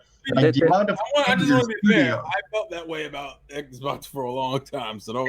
In the console space as well, they are the precursors, the originators of all the shit that we hate, all the microtransactions, Yeah. all that shit. All that was But them orchestrating. I always say Microsoft's only and claim to allowing fame it. was the shooter genre and the fucking online gaming. That was like their Allowing two it, yeah, claims to fame. and pimping it. You can get Sony, saying I don't want cross-platform with Microsoft. I don't want you can look at that as anti-consumer because you can look at that. We have this one I would game, say it is. one company, and it's one company. And they're like, yeah, we got online. Let everyone play online. But that's Sony's saying no. But look, Microsoft totally was that. They totally came and they bought their way into the industry. But I think Sony gets a pass when they were doing the same shit. They were doing that on the PlayStation 1. They were doing it on the PlayStation 2. And nobody calls them on it on those systems for some reason. No. I ain't giving Sony. He no included pass. I'm Sony. just saying. I'm not saying you, Clock. I'm saying in general, people don't call Sony on that bullshit too. They were doing that too. I never understood that because, like I said, Sony kind of came in and became the cool kid, and motherfuckers didn't really care about the shit they were doing on the side. It was just like, oh, well, look at Final Fantasy. Oh, look at Crash Bandicoot. Like it was about the games, and people didn't pay attention to all the shit they were doing in the side. Yeah. The fact that they were like casually killing IPs every time you jump to a new console, and you were like, where the fuck is this series at? Bye. Sony, Bye, for some Felicia. reason, and that's the only thing that irked me, is that Sony, it feels like Sony got away with murder in a lot of ways, but Well, But they're bringing them back now. We got a new Medieval. We got. Well, that's Let's take this off Nintendo. Money under the table. Let's take this off Sega. Money under the table. We want everything here. We're gonna do it for crazy cheap. We're gonna pay you fucking so much under the table. Just don't let it go anywhere else. Everything needs to be here. Yeah. That's, I mean, Microsoft came in and said, we just want to buy this company so Nintendo doesn't have them anymore. I mean, that's just, how can you be any more anti-consumer than that? and that's it's well documented. They thought they were getting Donkey Kong. Let's get Donkey Kong. Yeah. But I think Right. I think Nintendo knew that a lot of the core Rare guys were leaving, so I don't think they. I think they knew. Yeah, but I don't think they were would've gonna left. fight. That's They fine. done- But Let I'm Microsoft talking about the buy IPs. Yeah, that's true. That's the problem. Yeah, Like, they took the IPs. core people leave all the time. That happens. But the IPs at least would have stayed with the company that would most likely be doing stuff with them. Yeah, it sounded instead like of doing they is absolutely Rare and nothing. Nintendo were falling out of favor before the deal went down, though. Oh yeah, So, Yeah, well, and real Rare quick. wanted to go.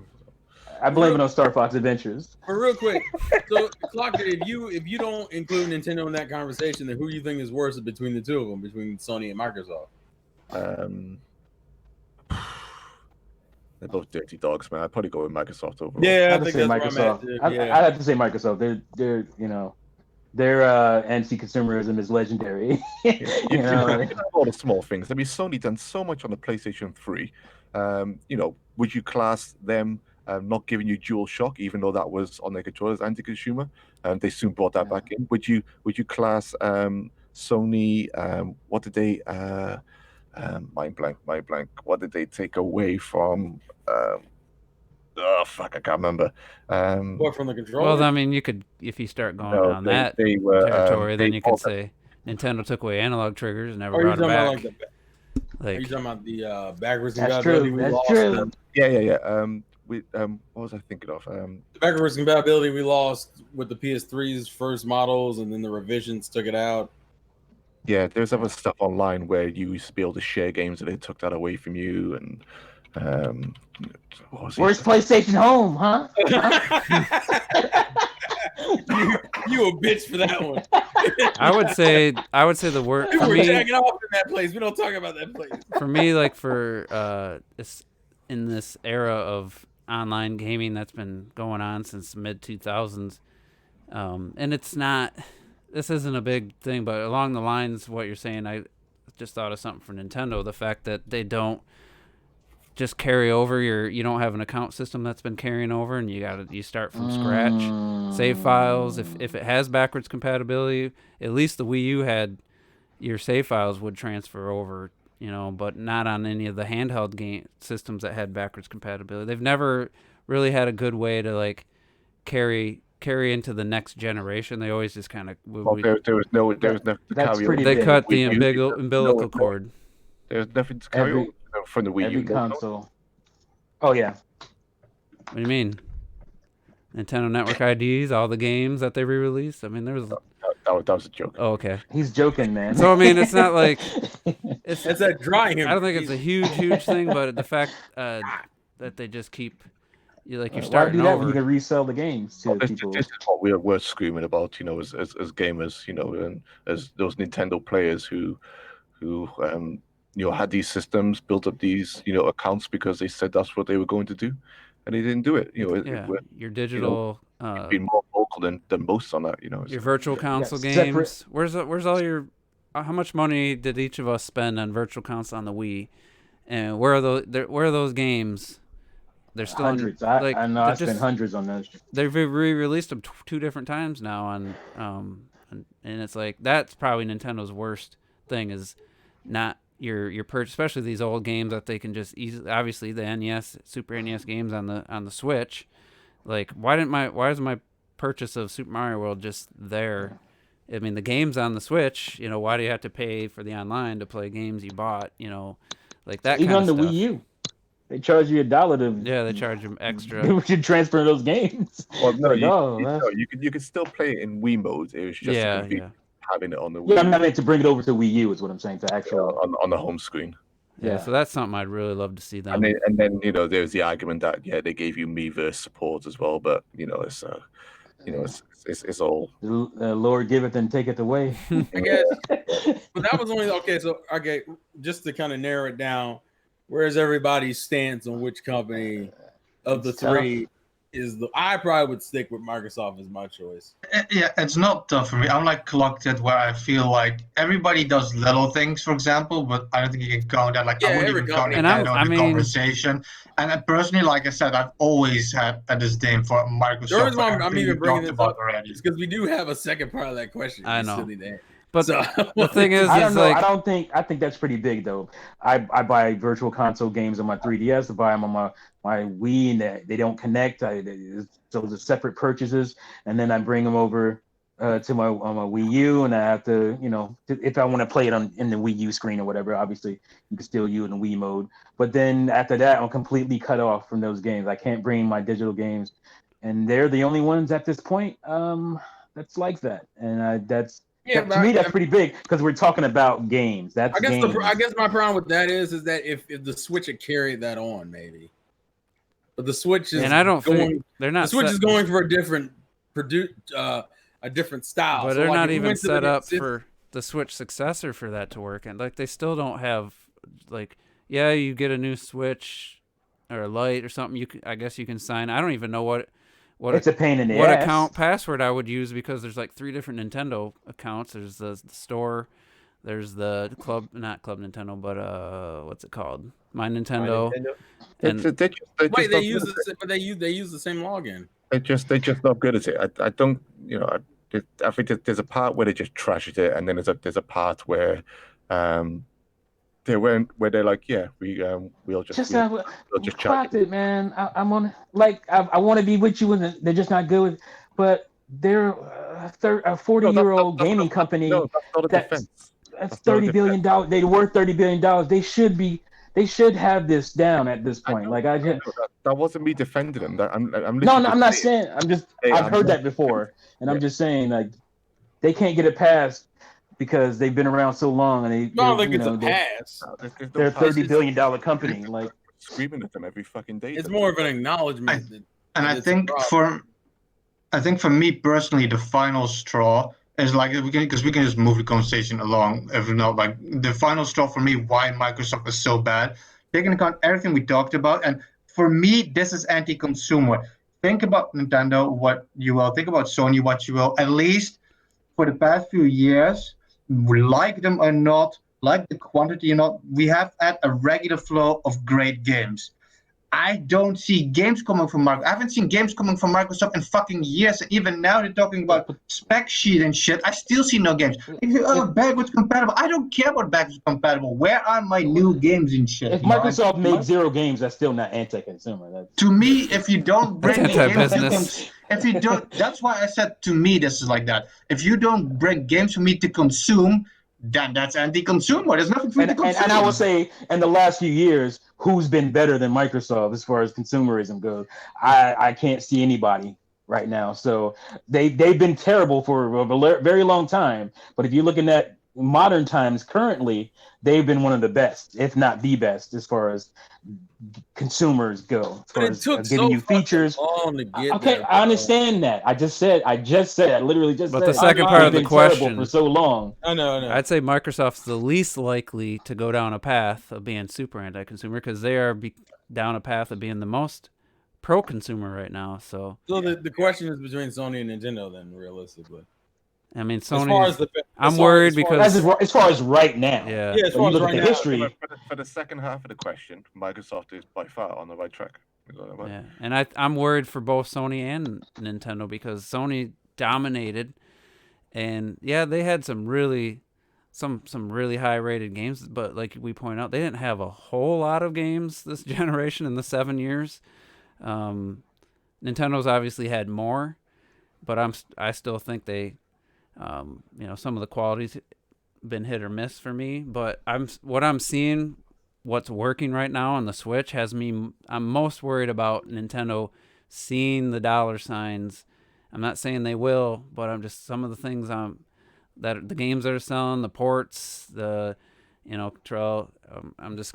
ain't gonna beat a dead horse. I'll just mention it. The fact that they used to take games that we know are lower budget and charge lower than $60 price. That's gone.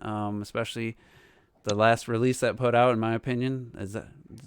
That's debatable, but for me, I And look, I think like there's I no said, you're question allowed to have that opinion. that should I'm be a not- $40 game, based on what I'm seeing. And then Oh, all the ports charging full price, and I don't mind games not. Once a game comes out, I don't mind it staying $60 for its whole life. I've never minded that because that if you're gonna trade in a game, that just keeps the value. It's equal across the board, whether you're buying or selling. The price will stay high, so it doesn't really. I don't really mind that, but I'm just worried that they're gonna see like all these sales of new Super Mario Brothers Deluxe and Mario Kart 8 Deluxe and maybe Yeah, but- get a little complacent and But Nintendo has always had selects. Like even on their best selling, we still have Yeah. select game. Why doesn't the Switch have them at those. this? I don't think we'll see years. selects, but And so I would say again, Select- their own standards. We're talking about their standards. look, I'm I'm sure we're gonna see those. just Yeah, to be we'll see selects later on. We'll also, see. just to be fair, We'll see. because I do want to address the Sony side of that conversation. It goes back to their history. Sony historically is, I think, between the three of them, is the one that's been most known to get away with murder for the most part without really suffering any real consequences. I agree Whereas with you that. couldn't necessarily make that same claim about Microsoft and Nintendo. Microsoft and Nintendo both paid for their arrogance, and Sony kind of did, but I don't feel like I have a For a sneaking- couple of years. Yeah, it didn't last. Like I wouldn't say versus like Nintendo and Microsoft, they've had whole generations where it was like fuck, and they Yeah. were like, okay, we can't do this again. Sony hasn't had a full generation like that. Even the PS3 being their worst generation, they still ended up coming in. I think they passed. Didn't they pass Xbox at the end The of it? past Xbox, at the end. they made a lot of like really they course corrected like Microsoft with the whole Kinect thing, whereas Nintendo just held their ground on the Wii U. Well, whether who knows what could have happened, but Sony actually they took out the PS2 backwards compatibility, but the PS3 Slim was actually a really good Oh system. no, that's when I bought a PlayStation 3. And then they put out a bunch of games. I mean, PS3 had a bunch of games. They always talk about the last few years of the PS3. It was really Oh yeah, They had strong. it's They had developer it's not pains early on, and then they figured it out. Most It's not people like started it's not figuring like it they out. didn't earn that victory. That No, they earned it. They certainly earned But it. I I don't gotta like. say, But the thing is that because Sony never really suffered a real loss, and they've always had some shit they've done in the background. I'm a little concerned about how this next gen's gonna go because realistically, Sony didn't help with that money hatting shit they did. Well, technically, Xbox was the proponent of it, but Sony fell into it real easily. Actually, I think that's the issue with the Call of Duty thing. If I remember correctly, at the beginning of PS4, where they get the like advertising rights for it. Like, so it wasn't like Sony was above it. Sony just kind of skated across the ground. And considering this may potentially be their most challenging new gen in a while, where Nintendo's on their shit in terms of sales, and Microsoft can be potentially on their shit. That depends on the game output, but it's not as so cut and dry as it was before, where the last few gens they kind of ran away with murder. I wonder how much they're going to charge for online now going into next gen because Yeah, because it went up this generation went up multiple prices. How much is it now? I don't know. It only went up to one $10. $10, right? I think they it's just went because in one $10 increment, didn't it? I remember one. I don't remember anything else. That's what I've twice. I'm sure it did. like Well, because of what as the same one with the. For some reason, you would think as a company you'd want to be lower than your competition, but they went just to the same price as the competition. Because they were so far ahead at that point, they were like, Well, "Fuck it, we're." That's another thing I was gonna bring up too. Is like, if they just saw the money rolling in and said, "Oh, Xbox is charging 60, we can charge 60," Yeah. I would agree with that. But if it was like, because they're putting games on PC now, they for better or worse, they put some quite hefty investment into some of these games. The budgets are getting ridiculous. Now I'm just throwing out a hypothetical because I don't know what if it's like, well, we need to put more effort into our first party lineup. What can we do? How can we afford it? Maybe that was the price increase. I don't know. Without knowing the reason for it, if it was just like, Yeah, but like I guess from a consumer standpoint, we're just like, "Fuck, now I gotta spend it." I mean, My you don't have a biggest choice. anxiety is that which a lot of people aren't really talking about that much anymore, is obviously Sony won this gen, and they I feel like they might be, they might start smelling their own farts and thinking it's delicious. That's what I was saying. And but on top of that is what I was gonna like. Who was the guy who ran them? Sean Layton. Oh, Sean Layton. Like, a lot of those people. he just kind of disappeared, and they didn't say anything about it. And then they moved what's his name, Yoshida, into a different position. It's like I feel like they feel like, oh, they're feeling themselves, and it's like, oh, these guys weren't instrumental. It was what we did. So we can get rid of this. We can cut this weight. We can move these people over. What we're doing is why we're successful, and then that's the anxiety I have. I think a lot of this is like Terrell brought this up last week. I think like the main reason Sony is getting away with so much shit is not necessarily because what they're doing is so good. It's because Nintendo and Microsoft fucked up royally in the beginning of this generation. Oh yeah. This gen, Sony, I wouldn't say Sony did anything amazing at the beginning of this gen. It was more so Sony did the bare minimum not to fuck anything up. And that's all they had to do because Microsoft and Nintendo said, here's the end of this gen. You've won it, sir. Just grab it. And they had to be successful. If they weren't, it wouldn't be no Sony. Done. Like, they'd be done. This PlayStation had to save their ass. Yeah. And we gotta get onto the E3 being canceled. I don't know. I don't really have a ton to say on that, but I do want to say something because we were talking about, you just brought up how Microsoft and Nintendo fucked up so hard in the beginning, and one of the things Microsoft messed up the most was with the Xbox One, the reveal, focusing on TV, and being basically they were $100 more, and it was obvious that the system was less capable than the competition. And TV 2012, focusing on TV. That was dumb. But I honestly think Nintendo kind of didn't help either with their own TV. That's true, but they didn't really go in on it was a big thing. They didn't go as crazy. Nintendo's issue was showing off that console 2 years in a row before it fucking came out. Right, that was huge. And then not having a good launch lineup. And that TV thing was just for the US. No, 100%. It wasn't supposed to be. But it just didn't do. And I was surprised that the Xbox One X still had the HDMI in and out for doing your cable box through. Like, I was surprised they stuck with that. Does it? Yeah. It's I wonder if the X has it. Yeah, the X has it. My buddy has one. I'm like, what? It does? What the? Nobody uses that shit. So the amount of time they said TV was like aggravating. Because of that, I think the majority of it was the price difference and the fact that it came out early, like, PS4 is the lead platform because it's, it's definitely games are performing and looking better. It cost more and it was weaker. Like, what the hell? Yeah, it was weaker. I had the slower memory and it was more expensive. I mean, it was just a bad combination. Plus, the reveal wasn't great. So I really think, like, because of those, I think because Retro brought up how Microsoft's just talking specs and stuff now, but I really think like they want to be clear, like they said, like, hey, we're not gonna lose the power race, whether that means anything to you or not.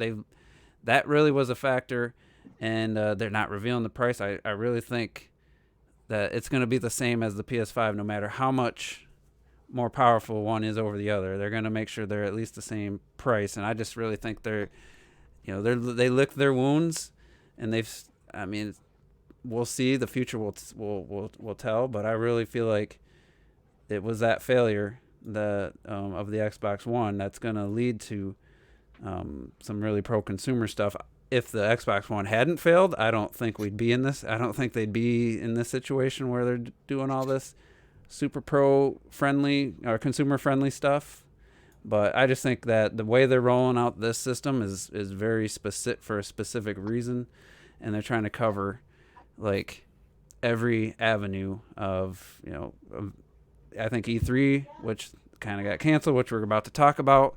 Well, I'm guessing Microsoft's still going to have some kind of presentation to really. They have their own building; they can do what the hell they want. Yeah, to really blow out this, and who knows by June where this whole virus thing will be. But I think that was their plan. The stuff for the gamers, I think was their E3 focus. I think everything else, all this other little information, is going to get other people excited that wouldn't watch E3 or didn't watch the Game Awards, because there's tech channels with millions of subscribers, and all they do is tear apart systems and electronics. They just open them up, show you what's inside. They test durability and stuff. So I just think it's I don't think it's just an accident that they released all this info today.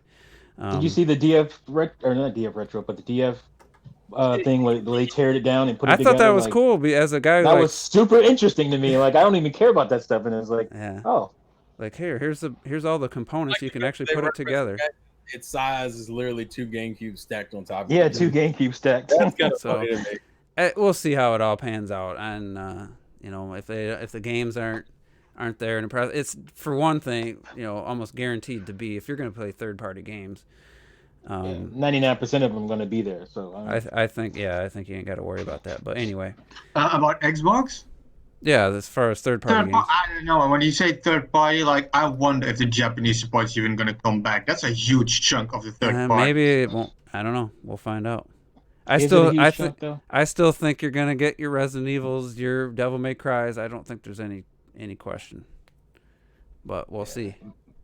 Because I mean, it doesn't matter you what. may not get a Tales of game or something like that Yeah, here and maybe. there, but It doesn't Well, they matter are- though. Microsoft doesn't sell in Japan whatsoever, and they still get games that the Nintendo system don't get, and it doesn't make sense. which is insane. Insanity. Anyway, let's get to E3. The announcement came last week that they're canceling the show. Nintendo, it isn't going to affect as much, except for they probably had the last few years they've really been killing it with their stages, especially the Animal Crossing at PAX That's the only East. part that bones me Their out. booths, man. Their booths have really been, and Booths who in the knows? treehouse. Who knows what we meant? Maybe they'll set it up somewhere and just give us a virtual tour. I'm guessing a lot of the You know what stuff's I already want- been. You know what I want them to do that they did, I think, once or twice? Where they had during E3, you could play certain demos of games At as Best Buy.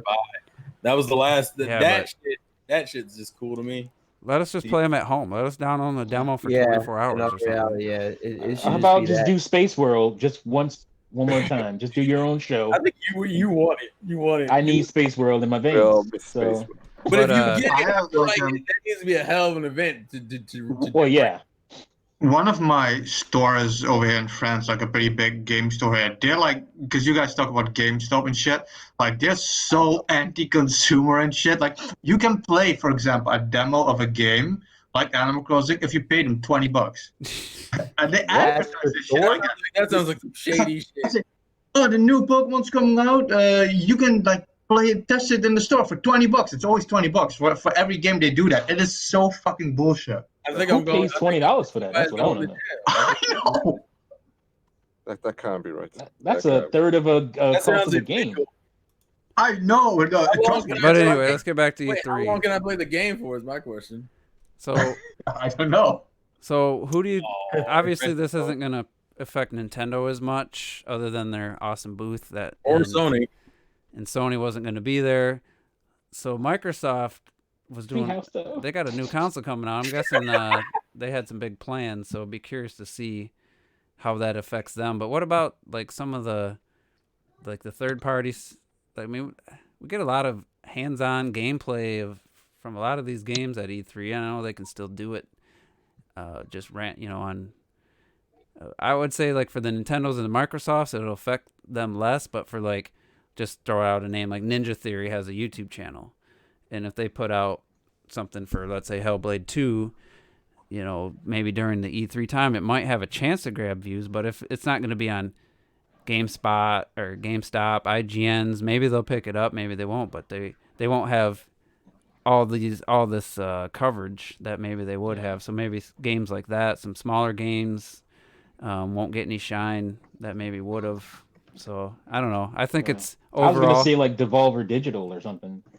Well, they've been kind of copying Nintendo Direct. They do a direct basically But- too. So Yeah. At the same time, I'm celebrating Some of the other third parties are looking into it. because I'm hoping that EA isn't going to try to do some awkward stage thing somewhere else. I'm I hope hoping not. Ubisoft doesn't try to do that. Oh God. Square Enix Ubisoft. never. Some of these companies didn't need E3 press conferences. Bethesda, I'm hoping.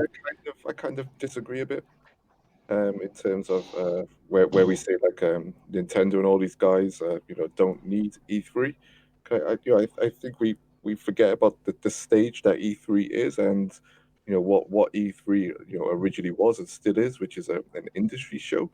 And I know like we know all about Nintendo Directs and stuff. My wife doesn't know when Nintendo Directs are happening unless I tell her. And you don't see the BBC, you don't see Sky News or anyone talk about Nintendo Directs until the E3 is on, and they just go, "Oh, E3, biggest game show in the world. This is all the new stuff that's coming out." So, and also when these companies go to these trade shows, and even still Nintendo, they go there to because it's a trade show. It's for their developers. It's for their contacts. It's for their lineup. It's for their wares. It's a big event. I think we write it off too easy just because we can get Nintendo Directs. Well, it's more Yeah. than the It's all direct. good for us. It's all good for us, but it goes a bit beyond that. I feel. Just I think that's the why. treehouse will still. I think they'll still find a way to do the treehouse. Well, and they've give done us the 3 Treehouse days. I think a lot of these companies are going to work together to have a digital E3. I'm just guessing, but I have a feeling some of these companies are going to work together and release. Maybe E3 will even do a one-stop like website. We'll post everything, and people have schedules. I'm just guessing, but maybe that There's don't. definitely what enough Jeff Keighley time was- still to do that. This is what Jeff Keighley was trying to do, isn't he? He wants Yeah. he wants a digital a digital what's it called? Just show, a digital show. He tried to move the Game Awards to a digital show. Yeah, so it's all online. He's been pushing it hard, and you know what he's like. Trying to get all these announcements and stuff. I think he wants almost like to have that limelight. To have everything digital. I don't want that shit. I I don't think the want only thing he's been pushing hard is Kojima's ass. And he Pushing dropped out. himself into Kojima. That's We didn't talk about this, but he dropped out of E3 or not long after Sony announced it, and he just announced Yeah. that he wasn't going to do any hosting or anything for E3 this year. And I'm thinking, oh, it's because you think your shitty ass Game Awards Yeah. is E3, but Yeah, I don't know, he I thinks he's mean- the hotness right now. I think if they can put something together where you're actually getting schedules and it's not just everybody randomly putting stuff out, because Nintendo, I'm guessing, still going to try to do the Treehouse from the actual. And you're just saying for this year. You're not saying Yeah, for this going year. forward. But who knows? I mean, and if they just do it, it's random chaos, and you got a bunch of companies just randomly throwing out YouTube videos on their channels. Yeah, that's gonna be a way lesser experience. But if they can actually work together and do it all in kind of a similar time frame and give us kind of the same flow of information for 3-4 straight days, I think it could still be good for us on our end. Yeah, I mean, even then, like everything most big companies are doing, Bethesda, Ubisoft, all that shit, all those things, you can just record that instead of having it in front of a live audience. So even if you want to do it live, you just do it live on stream and not do it live in front of an audience. Everything like that is like pretty easy to do. You don't even need to change what you were planning. Just don't do it in front of an audience and just stream it. And then you could, depending on, like I said, we don't know where this whole situation is going to be in June, but you could still have Game Explain, who I'm guessing they're in California. You could still have, like, invite some people to Nintendo and have them give hands-on impressions of all the Switch games and stuff, like, and just air that during the same E3, like that same week, to get hands-on impressions. So Game Explain could just do a blowout of Breath of the Wild 2 or something. They had hands-on, and they had to wait till a certain day before they could release the videos. It'd almost be like they could almost replicate that for us end users who watch that stuff online, if they're smart and they do it. But I want E3 back next year. Same. I'll wait to see how this one is, because for me, and I got lambasted in 2015 for saying I still felt Nintendo won E3 even with that terrible digital event, because the Treehouse was actually really good that year, and they had the Nintendo World What was it? Oh, that was so good. What was that? World Yeah. Championships Was it came World out Championship, Championship? Yeah, yeah. Mario Maker 2 in was forever. Mario Maker stole the show at the end.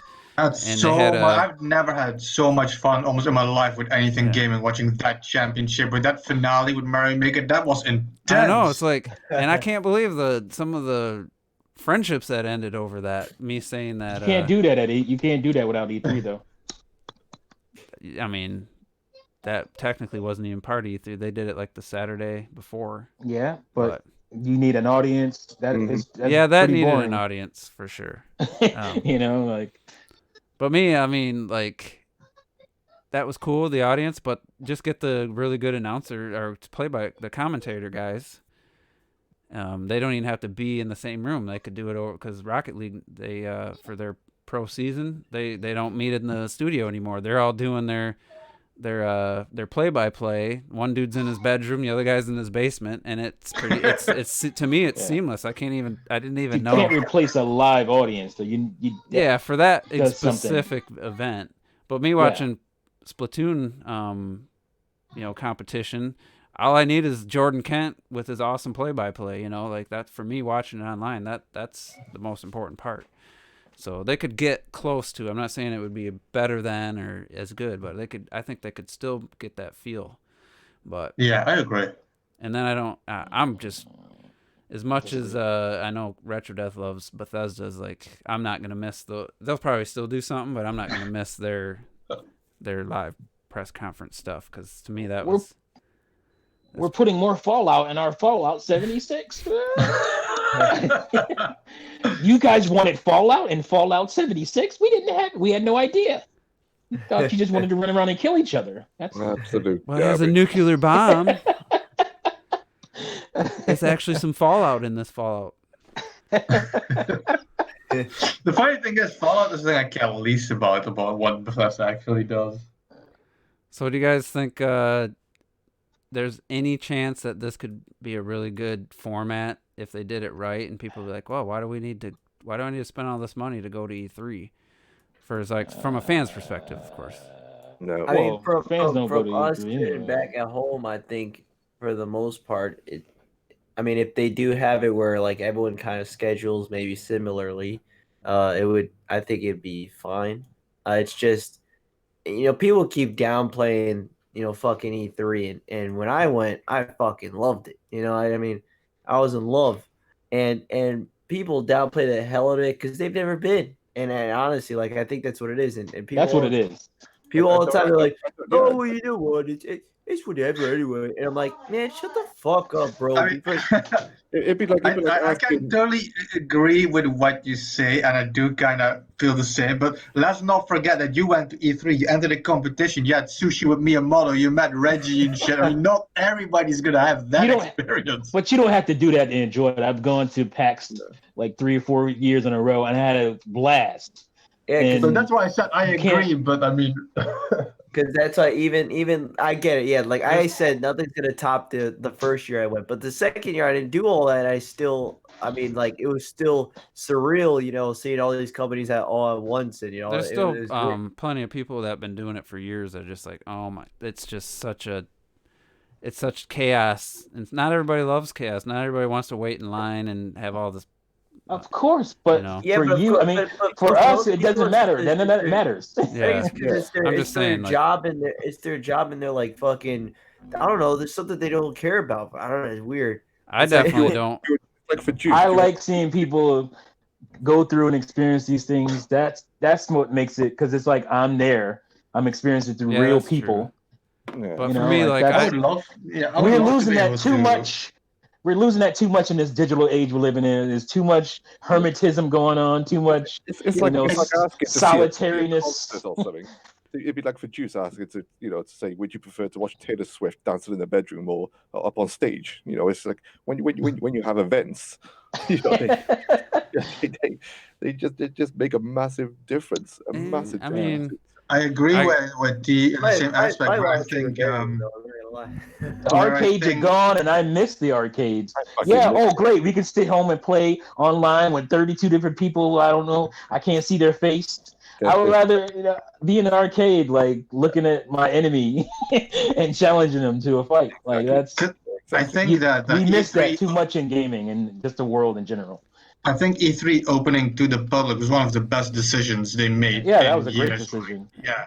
I'm one of those that's the people though. problem. I'd A like lot of people are like, no, that shit sucks, bro. You know, a lot of these journalists said that, you know, they're too The uptight. jaded with it. ass journalists. Yeah, exactly. They're jaded, yo. I'm one of those people though that when I know Robert Rule 2 and I always had a bit of a debate about this. Like, I don't like when I go to a movie, and I know it's something completely different, but he lived for crowds cheering, Well, yeah, clapping, no, I don't want that. and I'm like, I live for walking in there and seeing there's only one other person, and like I know it's just gonna be a uninterrupted experience, and I can just take in everything going on. I don't have to worry about the person next to me being loud or being on their phone. Like I'm always been that way. So like, yeah, I live through other people at E3 watch.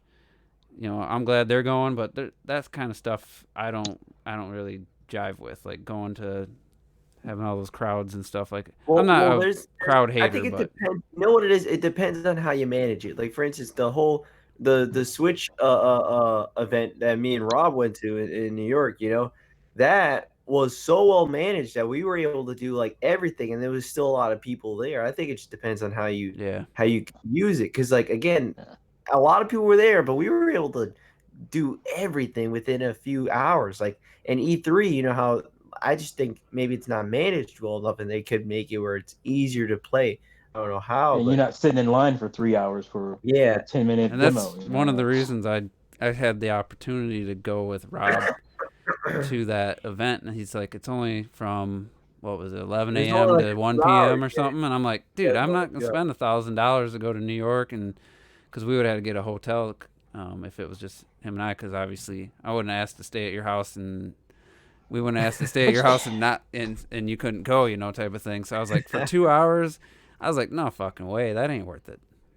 But you know what? The inconvenience, the overspending of money, that's just part of life. That's experience. Have you been to Disney World? Like you're standing in line forever for a 5 to 10 minute ride. That's just part of how it is, but that is also part of the experience, is being out and enjoying something with other people. That is a good thing, people. That is I know you might be, you might get annoyed by some baby crying or something like that, but it's good for your human psychology. It's good for your human sociology to get out and we need people. I get enough of that waiting. That's how you get people who are too isolated all the time, and then they want to murder somebody. And then they don't get the coronavirus because they're. I was just gonna say the same thing. Well, I mean, you're gonna get it. I will agree, though. I mean, the only thing also is, I guess it's two different things. For me, I like empty movie theaters and I like empty theme parks. I don't want no lines for that shit. Yeah. that I don't. I hate an empty theme park. Like I don't want it to be overcrowded where I have to wait forever, but. I like enjoying things with a crowd of people. Like that's just. I'll give you an example. I go to concerts for that. Yeah, like concerts, you need that crowd. You need the full crowd. If you go to a concert and you're just watching the person rap or whatever on stage, that'd be pretty lame. Well, what happens? Have you ever been to one where like they must have their popularity was starting to fade, but they still booked a huge tour, a stadium tour, and then you go to it and it's not even half full. It's really awkward I've been to that feeling. Before. Yeah, that really takes. I feel bad for him. I'm like, that takes the energy. I think you feel bad for yourself. Why did I spend all this fucking money? Actually, I didn't spend that much money, but it was like, they did. Takes the energy. Booking this place takes the energy out of the room, you know. Right. But that's part of the energy, sitting there and you know that song too. You know this song word for word, just like I do. Like that's cool shit to me. So. And then I got old, got bad knees and bad back, and then I couldn't stand there on cement floors anymore, and I had to give up going to concerts. Yeah. Back in my day, Grandpa Juice. You'd get 3 current bands for $20. Now it's like you're lucky to spend under $100 I'm playing this on Apple Music. That depends on what kind of band you go see, though. I go a band that I buy their album and know all their songs. Yeah, no, well, I have that shit too. But I mean, sure, there are still bands that charge like $20 for ticket. That's why I say it depends on what you go see. Well, that's also, you know what though? I mean, another thing, like I mean, that's another thing. Like yeah, when you're at E3 and you're on lines, like even though like you're on a line, there's times where I would talk to people around me and be like, oh, what? You talk to people? Fuck all that. No. It's just Fuck out of here. It's just like you do, and then you're like, oh wow, and you see that they had the same interest or something else. I mean, in all reality, it's not like we kept contact. You know what I mean? Yeah. It's been Yeah, but at the moment, like you're enjoying people's, yeah. But I mean, like a but it's- midnight release for a game, you talk to people while you're waiting in line and stuff. yeah. midnight releases, yeah. I mean, that's why I that's why I say a digital and physical is not. It's not the same thing where you click A immediately for digital, but then you have to go on an experience and go to a GameStop. It's cooler to be honest to go and So Robert, how would you feel going to a midnight release for and buying a game or just buying a box with a code in it? I mean, exactly. Would it feel the same? I would have done it. I think the experience would feel the same. I'm just messing with Robert because he likes to do that. The worst experience is it's fucking. You know what the problem is? The experience of going to a midnight release is great, but Not always. if it's a code in the box, it sucks because the first thing you want to do is you drive your ass home. And you Yeah. put that- I gotta download it. Yeah, I gotta download this fucking thing. And I'm like, fuck, I could have been sitting home waiting. on bruh. this. That happened to me once, and I was like, that's 2 hours. I gotta go to work tomorrow. Fuck this, man. Actually, funny, real quick story. Fire Emblem Fates, it came out, and I ordered that triple pack because remember they had the 3 different Yeah. versions. I ordered that big ass collector's edition. I was like, let's go. And Amazon messages me at 12 o'clock in the afternoon talking about your packages is getting delayed until Monday. I was like, I can't do this, dog. So you know what I did? I went on Nintendo. I went on Nintendo's online store and I bought Birthright for fucking what was it? $40. $40 And had it pre-downloading on my fucking 3DS. So by the time I got home, I could play it. And they were like, and you were like, so how much you spend on Fates? I spent about $100. What? Why? It's like, well, that's twice. Yeah. I thought you bought it a third time. I thought Yeah. I thought they credited you and you went. And Oh, bought, they did credit me. And then you ended up getting it after you already bought another version, physical version, didn't? Yeah, that's what it was. I'm lying because it wasn't gonna come that day, so I was gonna say fucking go to GameStop. That's what it was. This I was dude gonna was go- buying so many versions because he didn't want to. Want to talk about Did not anti-consumer? have the game. What about splitting the game into 3 unnecessary parts there? I mean, That's they an were all- opinion, sir. To be fair, That's you an didn't have opinion. to be fair, you didn't have to buy all 3 versions because they were all full games. Like they were all Right. light. They were all light. I want to say 40, 50-hour experiences. Was this like Conquest and everything? Slight Yeah, variation. Conquest, Mhm. Birthright, and That'd be like Oh. Capcom selling Resident Evil 2's Beast story, the remake, separately for $20. Oh, no way. Yeah. no. What this is like Capcom with Street Fighter 4 and Street Fighter 5. That's what this No, is. this would have been you for $40. You get Leon's A and B, and then for another $40, you get Claire's A and B Listen, scenario. This would be like that was a Capcom different. Listen, charging that was $50 for Capcom Street a Fighter different Ultimate. time, all right. That's a, I guess this, too, that was- would be it, yeah, because there'd be Resident Evil Leon and then Resident Evil Claire. This Hey, would be man, like you get- Capcom. I don't wanna you give my charging ideas. you no. And then there would $60 be for a collector's 3DS editions game. for both versions. Yeah, they could have put out Resident Evil Revelations 1 and it charged $60 for it. But you know, Oh yeah, I thought they did. No, This would be like Capcom Wait, but when they selling you put- a 3DS game for $60 on Switch. or a Game Boy Advance game. all right. This is And if you download that bitch, guys. I feel like you want to talk about something. No. You want to talk about Podcast. nah, I mean, we can We're have the wrapping up. conversation. we can't we're do that wrapping now. Oh, now you don't want to. Now you don't want to talk. I thought y'all cared about having This opinions. would be like Capcom existing. Oh, that's right. Because see, you still don't buy games from Capcom, right? I don't buy Capcom new games. I'm sorry. I'm on my boycott still. I'm looking forward to Resident Evil 3. It's like Yeah, I'm gonna get that Resident Evil 2 when it's like $25. Oh, come on, T. What is that? What is that? T, It was already T, 20. Come on, bro. Is it 20 There now? was 15 during Black Friday. It's getting even I lower. don't pay attention to that stuff. T, come on, man. It's even lower now. Yeah. Damn, No, and it has to be used still because they ain't get a dime from me. Trust me, Oh, they're not making any money off a $20 sale. This will be like Ubisoft trying to sell the end of the game with DLC. They certainly won't make any money off a $25 used sale. So It's like Ubisoft selling you a pilot for $10 for Starlink. that was ingenious. Buy these wasn't it? weapons for $8. These 2 weapons. What like, were they fuck you. thinking? What were they thinking? with pricing that? Actually, structure right is- now, by the way, it's $26 on Amazon. You can get the whole thing for $20. What was now, I so. saying the other day? That was 20 now. don't know. Ukulele and the Impossible Lair is $20 on PS4, Xbox One. It's I 20. thought that was a quality game. The though. Switch one is 28. it is, yo. I mean, it it's is a quality. good game. I just said, it's has to do with quality, sir. it's kind of forgettable. It lost It's its about luster pretty options. quickly.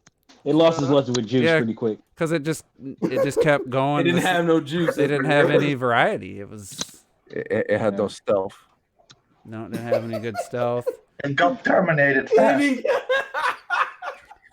So I wonder how Playtonic is doing actually. I Who? wonder how they're doing because I hope they they're don't. I don't know what you're the talking first about. game got a mixed. We're talking about ukulele. The people who made ukulele. I don't know who that is, man. Man, shut up.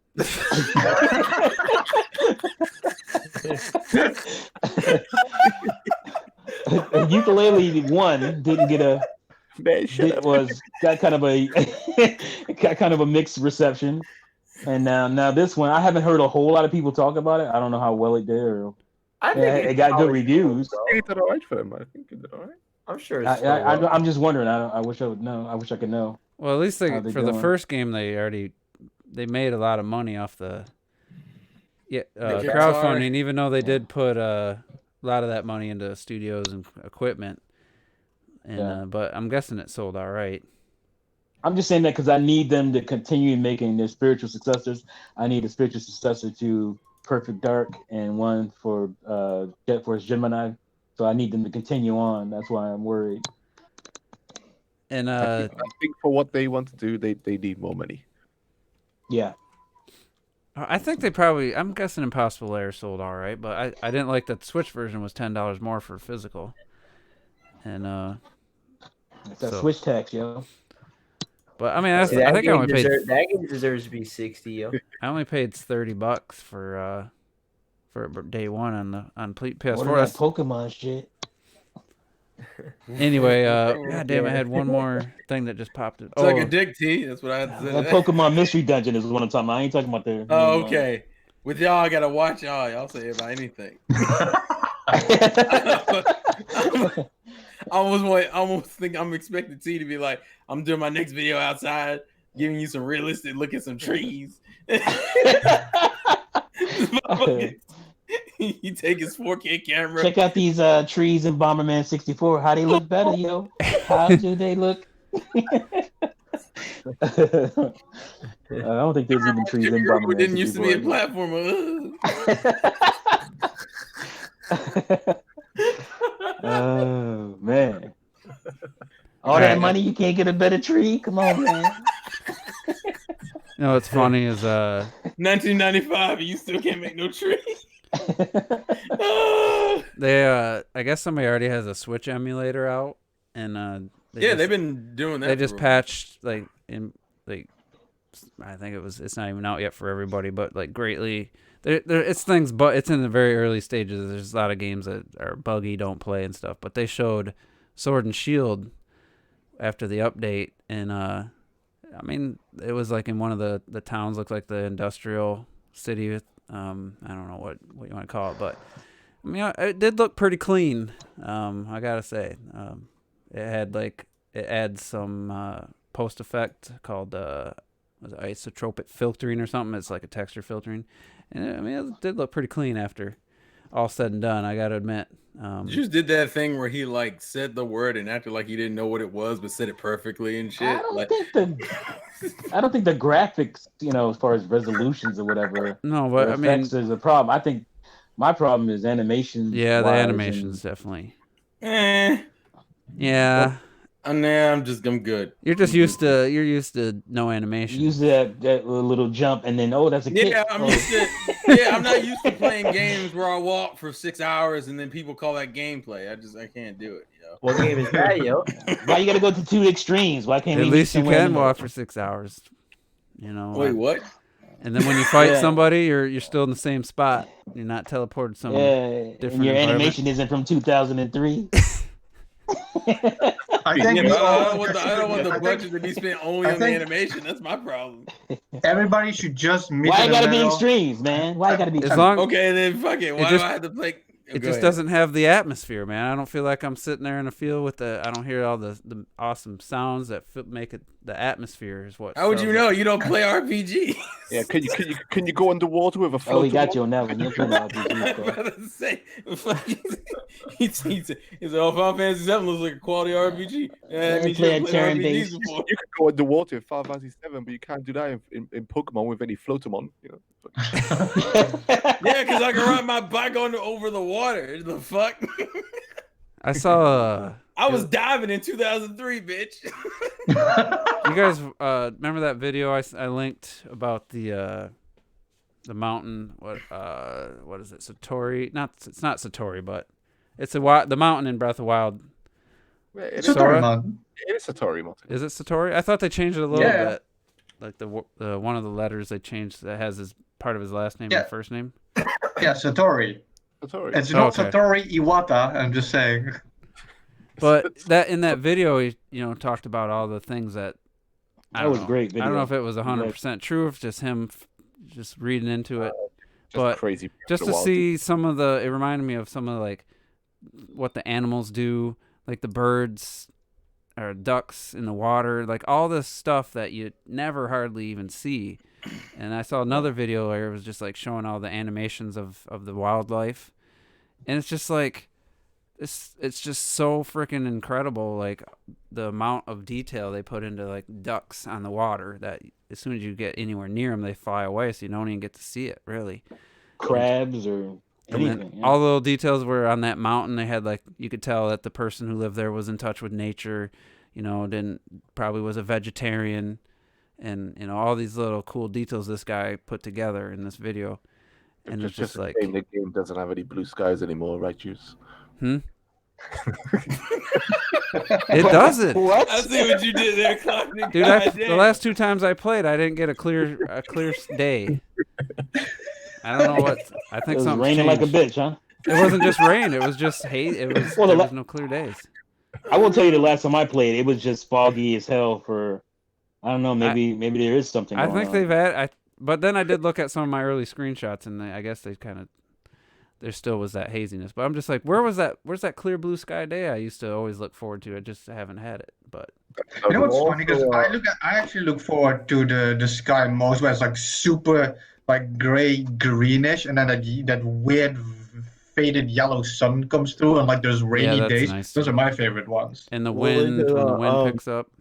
Yeah. Because you're a dark metalhead, that's why. I don't know if you guys saw there was like a Game Explained video where they were in Breath of the Wild and it had something to do with Ocarina of Time, and they went to this town that I was like, where the fuck? I didn't even know this town existed in the game. Oh, I know what you're talking about. It's the one that it's like a side quest town. I guess. So like the What fuck? town that you didn't That know town where existed? you had the town you built up yourself. That town. Oh, come on, Robert.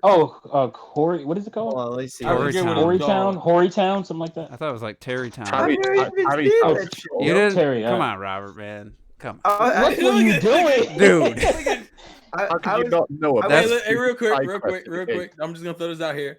To be fair, I never did that either. I'm gonna throw it Yeah. out there Gotcha. right now. Yeah, but, But did you know it existed? No? I didn't know until probably that- after I that never knew it first- existed. maybe I will after say, the first Robert, week that I is the played game. downside to just looking up where everything is and going there instead of like naturally finding But what stuff. you mean? I played 170. How the fuck did I never? So see you it? completely missed that town. You like never even been there. Well, you I gotta never- build it up. I've never been there. I like just passed by it. You I gotta don't do know. the side It's one of the most beautiful. Yeah, but no, but even forget about the side quest. Remember, I mean, 100-something hours. You're You telling didn't me go to the wedding? That was cool. Shit, yo.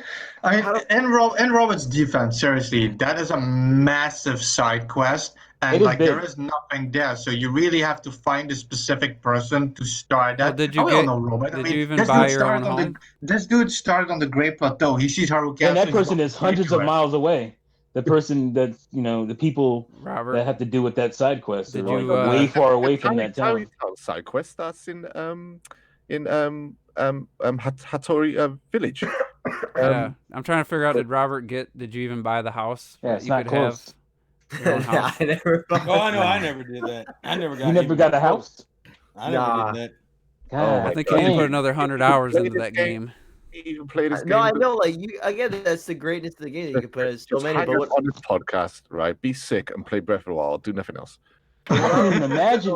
what I'm saying I couldn't is, even imagine not having that stuff in the game. Yeah, I never did this. I never. no, did but it. what I'm saying is the thing is that again, like in the It end of shows the the day, greatness of no, Zelda. no matter what side quest or not, I explored that whole fucking map. I just kept like He kept regardless running of right what by I that was doing. bitch. But apparently I didn't even see that shit. I just like I I was don't like, know yo, how did you run past it? Because you had Well, it past doesn't it exist all- until you made it happen. You had to keep feeding Did the you- guy wood and But the town is still there. It's still being. that's what I'm Yeah. saying. it's not in the there until town's you area. until you buy the house, and then it There's nothing there really. Yeah. yeah, nothing happens Oh. until I'm you buy talking the about house. the area. I'm not. Well, the I don't mean area's the town. I there. just meant like the area. Don't you look at that and be like, oh, that looks interesting. Let me go see what that is. But that's That's- exactly. It does look. There's- That's the thing. It does look interesting. So how the fuck did I miss that shit? I mean, to be fair, maybe I Well, I did mean- miss it, and I just don't remember it. To be fair. There's always Yeah. like shit like that because I saw a comment. I don't know who it was. Shut the fuck up. Somebody on Twitter who had like 400 hours in the game who never saw one fucking bear in their life. So everybody has some 400 hours and you didn't see a bear. Shit. I Yeah. didn't see a bear look, till I late. was 200 hours in almost before I saw a bear, so I get it. But 400, I saw the Yeah. bear as soon as you get to the first stable. You just go down I the missed side- that. I missed that shit. by the river. There's bears out there. What What's first going on? stable? Depends on which direction you went. Right. I didn't see Everybody one. don't go the same way, bro. That's the greatness of this When's game. Did you ever see a bokoblin on riding a bear? Yeah, Yeah. you see him ride quite a yeah. few creatures. The skeleton horse. You see the Well, one skeleton horse? I was just gonna. That's what I just wanted to mention. Because, for example, in the 300 hours, I don't know what I have in the game now. Only once I saw one of those skeleton horses, and it took me like fucking the entire night to catch that and to ride that shit. That was I tried to so turn that shit in and was like, you better get that shit out of here. Ride it till Yeah, the what the fuck was that? ride it till the sun Like, comes up and then it just crumbles below you. Excuse me, you can't stable monsters. We don't take monsters. Robert, did Yeah, you ever get that see shit out of the here. Did you ever see the spirit of Satoru Iwata in the Spirit of the Forest? The Nah, I did not. Yeah. What? In the game? No, I did not. well, Yeah, he's like a deer that's just like glowing. no, that you I can know, ride. I know, and I remember seeing. Okay, so I It's remember like a seeing- multi-eyed horse deer. Did you and not I see the never got grand to beam of actually light see coming it. out to the mountain and go, oh, I got to see what that is. No, I did, but by the time I got there, it was gone. It's gone. Yeah. That happened to me. That happened to me a couple of times where I tried to get up And I there, didn't, and and by the time honestly, I got like, I there, didn't shit was over. understand it because I was like, was I seeing things? The fuck was that shit, dude? And I never saw it again after. Welcome to the Zelda podcast, everybody. Hope you guys are enjoying All right, this. we're gonna wrap this up. Get out of here, and That's the Thanks. greatness of Breath of the Wild, know. man. 3 That years shows later. how 3 years fucking later, big I it love is. how I Talking- can do that casually. I'm You watching just this. fucked Oh, everything this up. this is the town. Why is this Ganon's destroyed town though? We're still talking. Is Ganon's 3 years destroyed later. castle hiding in Breath of the They were Wild? reaching with that. They were reaching. I don't recognize it. Just like they said, the even the Wind Waker town didn't line up nearly as good as they made it sound. In that Yeah, that there's ocean. some reach. That's village. all this dumb theory shit, man. It's like, get out of here with that. They're interesting. though. All right, let's. I'm curious here how they're gonna line this up because I can tell they're about to line up some. They lined up some of it. I saw from. Well, they try to say. Okay. I mean, I mean the shapes, the base shapes there of. Basically, they just have the floating island, don't they, with the land bridge? That's it. I And I then like they- the idea, dude. then they line it up I'm to down. the- I'm down with it being. it. To that. Yeah, some Robert, of that I stuff want is you to really not cool. look it up and just try to build this town up. He's try not to gonna figure do it that, out. man. Animal Crossing's about to come up. He don't give a He's fuck. got- He ain't got 4 time. He ain't got days. time for that Bullshit. shit. He's Go, don't have time to quarantined. build up. He's got 4 days. Don't tell him what to do. Yeah, but even when I'm 14, obviously I'm gonna be doing other stuff, yo. He's an adult. Let him make his own decision. What'd you So play? basically, he's saying he ain't doing that shit. Yeah, there's no way I'm doing it if I'm being I honest. ain't having that shit. Missed half the game, I bet. Half the. That was a really cool side quest, though. That was a really cool side quest doing well because there's a lot of like stories of characters of NPCs connected to the Oh, whole. yeah, once you get the thing. town Like, it's a built. whole NPCs thing, fall like, in love and get married and shit. That was some good stuff. Are you subscribed to Next Gen Juice? What do you mean? That came out That's of all. nowhere. That's all you got a Next notification. gen for starts me. on November 2020. Oh, I see what you did there. Well played. Well played. All right. All right. Wow. motherfucker. I'm all in. Wow. I'm Based on- good. I'm good. Based on the I'm gonna let specs, you I'm have all that in. one. If Fuck the it. price is 500 or less, I'm I'm done. there day one. done. I'm done. Anyway, appreciate everybody I for paid tuning in. $600 for a PS3, so goddamn. We cleared My the dumb questions, ass. so you guys feel free to ask more, and we'll be back next week. We gotta talk about that huge direct coming tomorrow. We forgot to mention. We'll be recapping. word. Hopefully, Silk Animal Song gets Crossing. released. Silk Song gets released tomorrow. Hopefully, that's my hope. But you got Animal Crossing, you got Doom Eternal. It's gonna be it's exciting time. You got next week Control, or on the 26th, Control has a significant story that's next expansion week. coming out, so I'm looking forward to that. Game of the year. Got too much to play. Resident Evil 3 demo. Yeah, so start That's complaining. Thursday. So yeah, we'll be back next week. We got a lot to talk about then, and hopefully we're all See still you for here. next time. Hopefully Later, we're all still people. here to do podcasts, and yeah, the world hasn't ended. So Oh, that's a Maybe nice we'll song. see you That next is best week. Robert impression on that one. God damn. Jeez. sleep tight and don't die. Yeah, that's Robert impression. 10 out of Oh, 10. man. All right, peace.